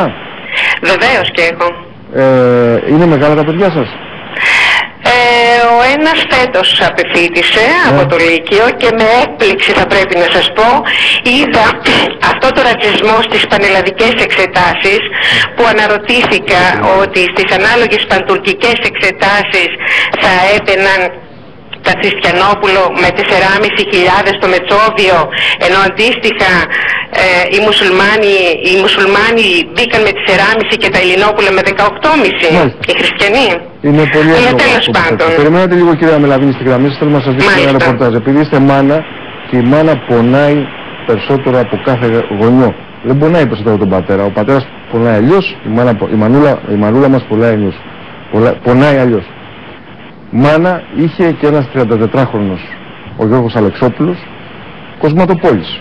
9 και 20 το πρωί πήγε ο Χριστιανός, η 31 Μαΐου του 11, στη Λυκόβηση. Είχα πάει στο μαγαζί του, αλλά δεν πήγα για καλό σκοπό, κύριε Νικολόπουλο. Πήγα για κακό σκοπό. Για να καλύψω το θάνατό του. Μάλλον τη δολοφονία. Ο 34χρονος Γιώργος Αλεξόπουλος, ένα 95, ένα παλικάρι, ανά τις φωτογραφίες θα δακρύστε. Πήγε εκεί ο άνθρωπος, άνοιξε, κατέβασε, πήγανε οι δύο επισκέπτες, ένας 23χρονος Αλβανός, πάλι Αλβανός. Πάλι τους βρίσκουμε μπροστά μας. Δεν έχουμε τίποτα καταρχήν με τους Αλβανούς.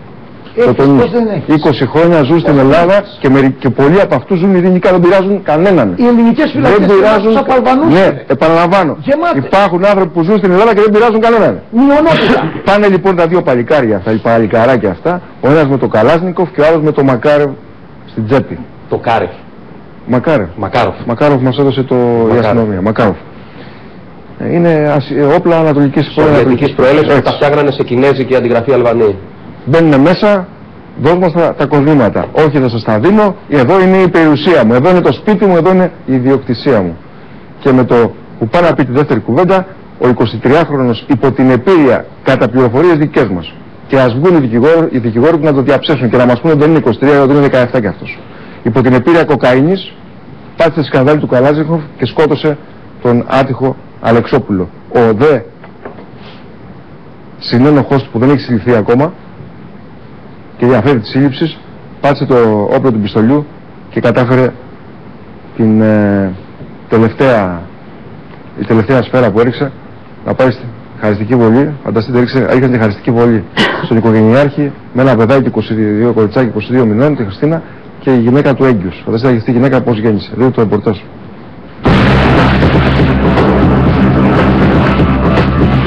Αυτός ήταν ο Γιώργος Αλεξόπουλος, ένας 35χρονος πατέρας 2 παιδιών, κοσμηματοπόλης και μπασκετμπολίστας που πλήρωσε με τη ζωή του την αντίσταση που προέβαλε όταν δύο στιγεροί δολοφόνοι λήστεψαν το κοσμηματοπολείο του στη Λυκόβρηση στις 31 Μαΐου του 2011. Τώρα, 19 μήνες μετά, η αστυνομία έκανε το έργο της. Ένας 23χρονος Αλβανός συνελήφθη για την άγρια δολοφονία του Γιώργου Αλεξόπουλου. Ένας 26χρονος ομοεθνής του αναζητείται. Σύμφωνα με την αστυνομία, στις 9 το πρωί της 31ης Μαΐου του 2011, ο Γιώργος Αλεξόπουλος έφτασε στο κοσμηματοπολείο του στην οδό Πλαστήρα 5, απενεργοποίησε το συνεγερμό και άνοιξε την πόρτα. Στιγμή εκείνη, οι δύο αδίστακτοι κακοποιοί, που πιθανότατα τον παρακολουθούσαν, όρμησαν πίσω του και τον έσπρωξαν μέσα στο κατάστημα. Δεν εκτίμησαν όμως σωστά την αντίδραση του 35χρονου, ο οποίος φαίνεται πως πάλεψε άγρια μαζί τους, γιατί το κοσμηματοπολείο βρέθηκε γυαλιά καρφιά. Οι δολοφόνοι με 2 σφαίρες από Καλάζνικοφ εξ επαφής έκαμψαν τη στεναρή αντίσταση του 35χρονου.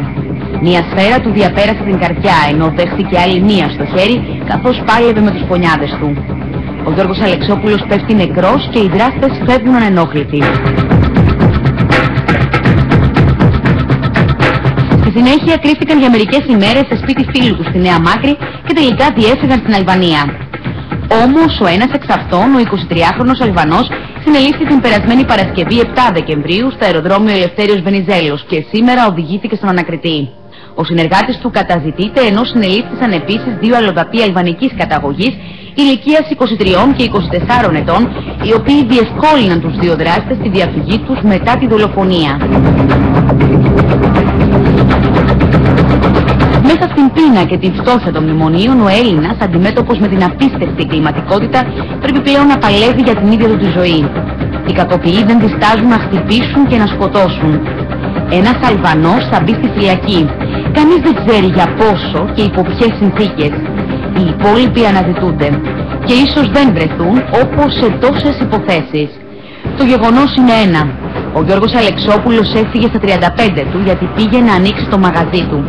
Ο Γιώργος Αλεξόπουλος άφησε ορφανό ένα κοριτσάκι 17 μηνών τότε, ενώ η σύζυγός του ήταν έγκυος στο δεύτερο παιδί τους.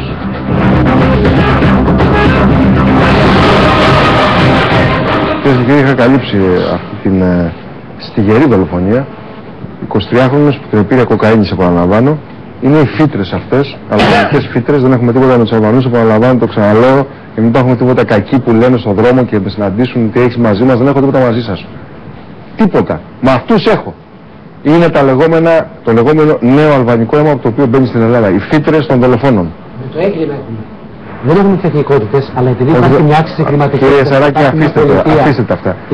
Αλβανοί ήταν επίσης, αλβανικές φύτρες δολοφόνων ήταν οι άνθρωποι που ήταν τα τέρατα που μπαίνανε, όχι μην κάνετε τους χαρακτηρισμούς. Εγώ δίνω παραδείγματα από το αστυνομικό ρεπορτάζ. Όχι. Αλβανοί, ξέρετε κύριε Σαράκη, Αλβανοί ήταν αυτοί που σκότωσαν τα παιδιά του Βάρδιας. Αλβανοί ήταν αυτοί οι οποίοι έμπαιναν τα τέρατα στη Νότια Αθήνα, στα νότια προάστια της Αθήνας, ανέβαιναν πάνω στα σπίτια, βίαζαν τις γυναίκες και έκλεβαν και σήκωναν τις ειδικάδες. Και συγκεκριμένα κύριε Κασιδιάρη, από συγκεκριμένο λύκειο στη Δάφνη. Και αυτός ο συγκεκριμένος ο 23χρονος, εάν δεν είχε κάνει το λάθος να επιστρέψει στην Ελλάδα, τώρα θα έκανε διακοπές στα Τύρανα. Δεν θα τον πιάναμε ποτέ. Άρα προκύπτει ότι δεν υπάρχει συνεργασία με τις αλβανικές αρχές και ο άλλος δεν θα πιαστεί, αν είναι στην Αλβανία. Στον αντίποδα, στον εγκληματικό αντίποδα,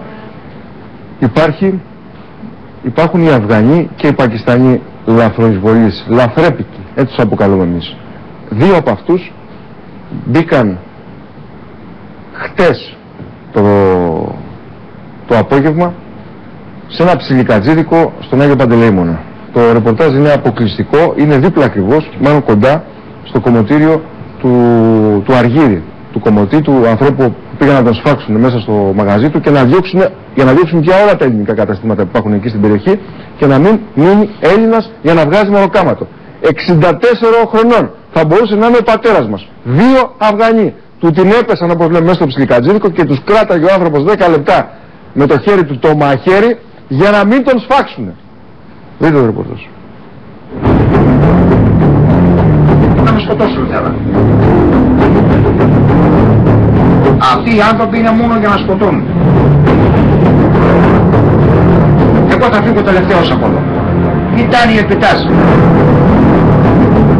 Ή αυτοί ή εγώ θα μείνω, γιατί το κράτος δεν υπάρχει. Λίγα μόνο μέτρα από το σημείο που έσπαξαν τον κομμωτή Αργύρη στο κέντρο της Αθήνας και παρόλες τις εντάσεις και τις συγκεντρώσεις που έκαναν οι κάτοικοι του κέντρου, τίποτα δεν φαίνεται να σταματά τους αδίστακτους λαθρομετανάστες που επιτέθηκαν για άλλη μια φορά σε ιδιοκτήτη ενός ψιλικατζίδικου στη γωνία Πιπίνου και Μιχαήλ Βόδα και λίγο έλειψε να τους στερήσουν την ίδια του τη ζωή για μερικά ευρώ. Τα όσα περιγράφει στην κάμερα του Μακελιό συγκλονίζουν. Ανοίγει η πόρτα, μπαίνει μέσα ένας μελαμψός. Πιθανώς Αφγανός, κατά τη γνώμη μου, ή Πακιστανός. Τον παρακολουθώ, πάει στο ψυγείο, παίρνει ένα ποτό, λέω πελάτης είναι, έρχεται και το αφήνει εδώ. Το ακουμπάει εδώ και βάζει το χέρι στην τσέπη. Εγώ, αφού παίρνει το ποτό και βάζει το χέρι στην τσέπη, υποθέτω ότι πάει να βγάλει τα λεφτά του. Και του πάω τα μιακή μηχανή να του κόψει την απόδειξη. Και είναι πάνω στη μηχανή. Και εκεί τη στιγμή με το γκάτζι αυτός ξαφνικά ας πούμε σηκώνει αυτό εδώ πέρα. Αυτό βέβαια είναι το καινούργιο βαρύ. Είχα πρώτα ένα άλλο το οποίο το σπάσαμε. Μπήκε κατευθείαν μέσα και όσο να πω εγώ τι κάνεις που του λέω εγώ ξέρω εγώ να με πού πας. Βλέπω να είμαι με το μαχαίρι και πάει να μου κάνει. Και τον πιάνω με το χέρι. Του πιάνω το χέρι με το μαχαίρι και πέφτω πάνω του με σπρώχνω αυτός, τον σπρώχνω εγώ. Αρχίζω ας πούμε τον βάζω εδώ πέρα να είμαι και περιμένω. Δεν μου λέει τίποτα και εκεί τη στιγμή ξαφνικά μπαίνει άλλος μέσα. Η πόρτα εδώ μεταξύ είναι ανοιχτή, μπαίνει άλλος μέσα και εκεί με χτυπάνε. Με χτυπάνε, εγώ αντιστέκομαι το μυαλό μου είναι πάντα, προσπαθώ ας πούμε να μην μου φύγει το χέρι του που έχει το μαχαίρι, να μην με χτυπήσει το μαχαίρι. Σύμφωνα με τα όσα καταγγέλει ο ιδιοκτήτης του ψιλικατζίδικου, οι αδίστακτοι εγκληματίες με το που μπήκαν στο κατάστημα δεν του ζήτησαν χρήματα, αλλά πήγαν κατευθείαν να τον σπάψουν. Παλέψανε πάνω από 5 λεπτά. Σπάσαμε εδώ πέρα τα κρασιά, τώρα τα αντικατέστησα, ορισμένα σπέσανε κάποιους, σπάσαμε αυτά εδώ πέρα να έφυγε αυτό εδώ πέρα εντελώς κάτω, πράγματα που είχα πίσω από εδώ πέρα αφήσανε, γιατί εδώ παλεύω. Εγώ ήθελα να είμαι εδώ πέρα, οπότε αν περάσει κάποιος από εκεί να με δει. Γιατί που και εξακολουθούσα να φωνάζω συνέχεια βοήθεια. Προσπαθούσαν να μου κλείσουν το στόμα, με πιάνανε από το λαιμό ο ένας, δεν μπορούσε. Προσπαθήσανε και αφού περάσανε πάνω από 5 λεπτά, τουλάχιστον πάνω από 5 λεπτά, νομίζω κατά την προσωπική μου άποψη, είδαν ότι δεν μπορούσαν να με πάνε πίσω και φοβηθήκαν ότι πέρασε αρκετή ώρα και ότι κάποιος θα μπει μέσα, άνοιξε το ταμείο, πήραν τα λεφτά και φύγαν. Δεν σας ζητήσανε δηλαδή από την αρχή λεφτά? Δεν μου ζητήσανε καθόλου λεφτά. Μπαίνοντας μέσα δεν μου είπε ούτε ληστεία ούτε ξέρεις δώσε μου τα λεφτά. Γιατί ήμουν αποφασισμένος, γιατί επειδή το ήξερα ότι κάποια στιγμή θα έρθει η σειρά μου. Ότι κάποια στιγμή είμαι στόχος, θα μπουν μέσα. Και έλεγα και στα παιδιά μου όταν άφηνα τα παιδιά μου μόνα ότι όποιος μπει μέσα και σας πει τα λεφτά σας δεν θα φέρετε καμία αντίσταση, θα δώσετε τα λεφτά και δεν θα τους αντισταθείτε. Δεν μου ζήτησε τίποτα, λεφτά δεν μου ζητήσανε σε καμία στιγμή. Μόνο μου ζητούσανε πάμε πίσω θα σας σκοτώσω. Ο κύριος Κοσμάς πάλεψε για 5 ολόκληρα λεπτά με τους παραλίγο-δολοφόνους του και σώθηκε από θαύμα. Τι θα γινόταν αν στη θέση του ήταν κάποια από τα παιδιά του? Και πώς δοξάζω τον Θεό που είναι τα παιδιά μου καλά. Για φανταστείτε να ήταν ένα παιδί μου. Ή αν πέθανα εγώ τι θα κάνω τα παιδιά μου. Και πού να πάω, πού θα πάω, εδώ είναι το σπίτι μου, εδώ είναι η δουλειά μου. Δεν μπορεί να έρθει ένας λαθρομετανάστης, ένας παράνομος και να διώξει εμένα που είμαι από εδώ. Εγώ θα φύγω τελευταίος από εδώ. Ήταν η επιτάση. Πού είναι ο κύριος Δέντιας και οι κύριοι προκατόχοι του και άλλοι και άλλοι και άλλοι και άλλοι. Ζητάμε βοήθεια και δεν έρχονται. Μόνο για να πληρώνουμε φόρους είμαστε. Και μετά ήθελα μας λένε ρατσιστές. Η σύζυγός του δεν μπορεί να πιστέψει πως ο άντρας της βγήκε ζωντανός από αυτή την περιπέτεια. Όπως λέει χαρακτηριστικά, μέχρι τώρα ήταν εκείνη που τάιζε όλους τους λαθρομετανάστες και τα παιδιά τους, τους παραλίγο δολοφόνους του άντρα της. Εγώ ήθελα να μου κάνω το σταυρό μου, καταρχήν έχουν ο άντρας μου στην οικογένειά του, το πρώτο και το κύριο. Το δεύτερο είναι με έχει πνίξει αγανάκτηση, γιατί εγώ μετάνιωσα, δεν πρέπει να έχεις ψυχή, όσα είχα δώσει σε περαστικούς από αυτούς Πακιστανούς, Αφγανούς, κρουασάν και χυμούς να φάνε. Αυτούς που τάισα γίνανε οι δολοφόνοι του άντρα μου. Οι παραλίγο δολοφόνοι του άντρα μου. Εγώ δεν ήμουν βίαιος άνθρωπος, αυτή τη στιγμή όμως έχω γίνει βίαιος άνθρωπος. Μην μας παρεξηγούν εδώ στο κέντρο των Αθηνών, ούτε τρελοί είμαστε, λογικοί είμαστε, για τη ζωή μας φοβόμαστε. Εγώ αν μπορούσε ο άντρας μου και έπιανε τον έναν, θα τον έδαινα έξω στο δέντρο και μετά να ερχόντουσαν αυτοί που τους προστατεύουν να μου πούνε γιατί τον έδεσα, γιατί τον δικό μου άντρα θα μακερώνανε. Αυτοί κοιμούνται ήσυχοι με 10 αστυνομικούς ο καθένας. Για οργανωμένο σχέδιο των πολιτικών μιλάνε στο Μακελιό ο κύριος Κοσμάς και η σύζυγός του, προκειμένου να διώξουν και τους τελευταίους Έλληνες επαγγελματίες από την περιοχή. Μέσα σε 20 μέρες είναι τυχαίο ότι έχει γίνει μέσα σε 2 τετράγωνα, σε 2 οικοδομικά τετράγωνα. Έχουν χτυπήσει τον υδραυλικό, τον αργύρι, τον φούρναρι, προχτές τον άντρα μου. Να μας πούνε είναι τυχαίο μέσα σε 2 οικοδομικά τετράγωνα αυτό που γίνεται? Όταν συζητάμε κατηδίαν όλοι μαζί είναι το σχέδιο. Αυτό είναι σχέδιο εκ των πάνω. Από τους μεγάλους να ερημώσει η περιοχή εδώ πέρα. Να την κάνουμε γκέτο, να έχουν οι ξένοι. Αυτό είναι το σχέδιό τους. Δεν είναι τυχαίο ότι δεν φοράμε ούτε τη βέρα που παντρευτήκαμε στο χέρι μας. Αυτά έχουμε βιώσει σε αυτή τη γειτονιά. Κυρία Βορέα, είναι στη τηλεφωνική γραμμή, είναι σύζυγος του θύματος. Καλησπέρα κύριε Βορέα. Καλησπέρα σας κύριε Χιό. Καταρχάς εγώ ευχαριστώ τον Θεό που απόψε ο άντρας μου είναι στο σπίτι μου και τα παιδιά μου έχουν πατέρα. Γιατί το παιδί του Μανώλη δεν γνώρισε πατέρα. Το παιδί του Αλεξόπουλου δεν γνώρισε πατέρα. Το παιδί της Πάτρας, η μάνα του αγκαλιάζει το άδειο σπίτι. Της Μυρτός η μάνα τι αγκαλιάζει κύριε Χίο? Να μου απαντήσουν τι αγκαλιάζουν αυτοί οι άνθρωποι. Και ποιος μας προστατεύει? Δεν τρελαθήκαμε κύριε Χίο σε αυτή τη γειτονιά που ψηφίσαμε τη Χρυσή Αυγή και θα την ξαναψηφίσουμε τη Χρυσή Αυγή. Δεν τρελαθήκαμε κύριε Χίο. Δεν είναι από τρέλα, είναι από απελπισία, είναι από φόβο για την ίδια μας τη ζωή. Αν ήταν εμένα το 20χρονο παιδί μου στο ταμείο, ποια θα ήταν η αντίδρασή του κύριε Χίο και πού θα ήταν το παιδί μου και τα δικά μου τα μυαλά σήμερα? Να μου απαντήσουν οι κύριοι που τους προστατεύουν τους λαθρομετανάστες. Θα απαντήσουμε στην κυρία. Τι να απαντήσει κανείς? Να απαντήσουμε κύριε Νικολόπουλε. Τι να μου πείτε κύριε Νικολόπουλε, τι να μου πείτε? Απαντήστε της. Μα δυστυχώς δεν έχω τίποτα να σας πω παρά μόνο να βάλω το κεφάλι κάτω, όχι σε προσωπικό επίπεδο, αλλά ως ένας από τους 300 βουλευτές εδώ, τι να πω έτσι που τα έχουμε καταφέρει. Τι να μου, ακούστε κύριε Νικολόπουλε, εγώ ήμουν από την ξακουσμένη Μάνη η καταγωγή μου. Η μάνα μου μου είχε μάθει ο νηστικός που έρχεται στην πόρτα μου να μην φεύγει με αδειά χέρια. Και αυτό έπρατα στη ζωή μου. Δημιούργησα με τον άντρα μου ό,τι δημιούργησα δουλεύοντας από το πρωί μέχρι το βράδυ και δεν χρωστάω σε κανέναν τίποτα. Μου είναι αδιανόητο ότι το παιδί μου 22 χρονών θέλει να βγει έξω και φοβάμαι πως θα γυρίσει στο σπίτι που το αγοράσαμε με αίμα κύριε Νικολόπουλε. Εμείς δεν κλέψανε ούτε περάσαμε ποτέ από εκεί που μοιράζανε χρήματα για να πάρουμε. Και το σπίτι θα μας το φάνε και αυτό. Θα μας το φάνε κύριε. Το σπίτι αυτό έγινε δουλεύοντας ο άντρας μου από το πρωί μέχρι το βράδυ και σφουγγαρίζοντας εγώ όλη την Αθήνα. Θα βάλουν τους Δαουλάους και Ρώμους της Γερμανίας θα τα πάρουν. Μπορώ να σου πω κι εγώ κάτι? Ναι Ηλία, Κασιδιάρης, από τη Μάνη είμαι κι εγώ.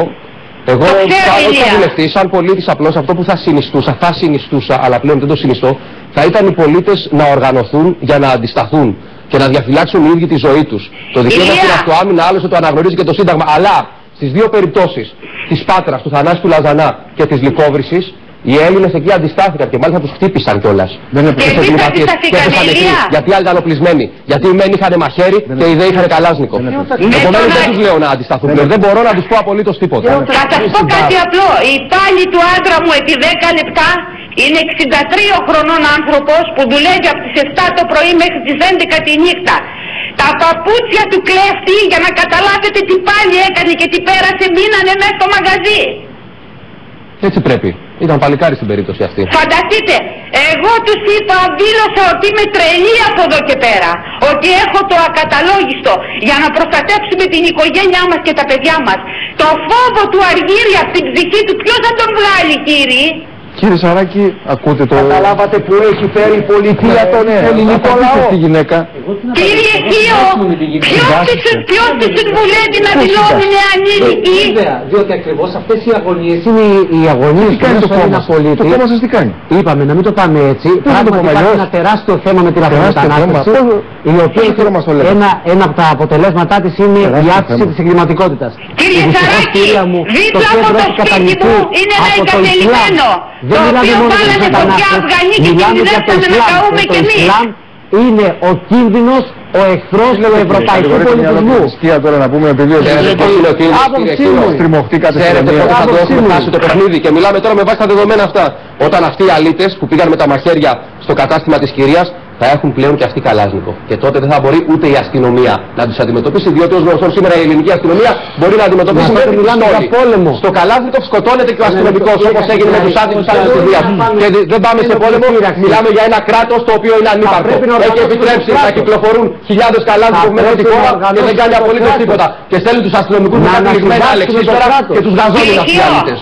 Επιτέλους πρέπει να καταλάβουν οι αρμόδιοι ότι πρέπει να ξυπνήσουν. Δεν πρέπει να έχουμε νεκρούς κάθε μέρα και θύματα. Κύριε Κασιδιάρη, πρέπει να αποκαταστήσουμε να πούμε μία αλήθεια. Στη δική μας περίπτωση προχθές την Παρασκευή 8.30 ώρα μπήκανε στο μαγαζί μας ότι σε 3 λεπτά είχαν έρθει οι μηχανές της αστυνομίας σε 3 λεπτά και σε 5 λεπτά τα στενοφόρο. Λοιπόν, χτενίζαν την περιοχή, κάναν προσαγωγές, πάνω σε αυτό το κομμάτι δεν μπορώ να εκφράσω κανένα παράπονο, όμως οι κύριοι από ό,τι δείχνουν, γιατί το ανάστημά τους είναι το ίδιο αυτοί που χτύπησαν τον Αργύρη, τον άντρα μου τον υδραυλικό, ότι είναι άνθρωποι που μένουν σε αυτό το οικοδομικό τετράγωνο και έχουν κάποιο σπίτι και κρύβονται. Γιατί η αντίδραση της αστυνομίας ήταν άμεση προχτές. Μάλιστα, κυρία όταν το ελληνικό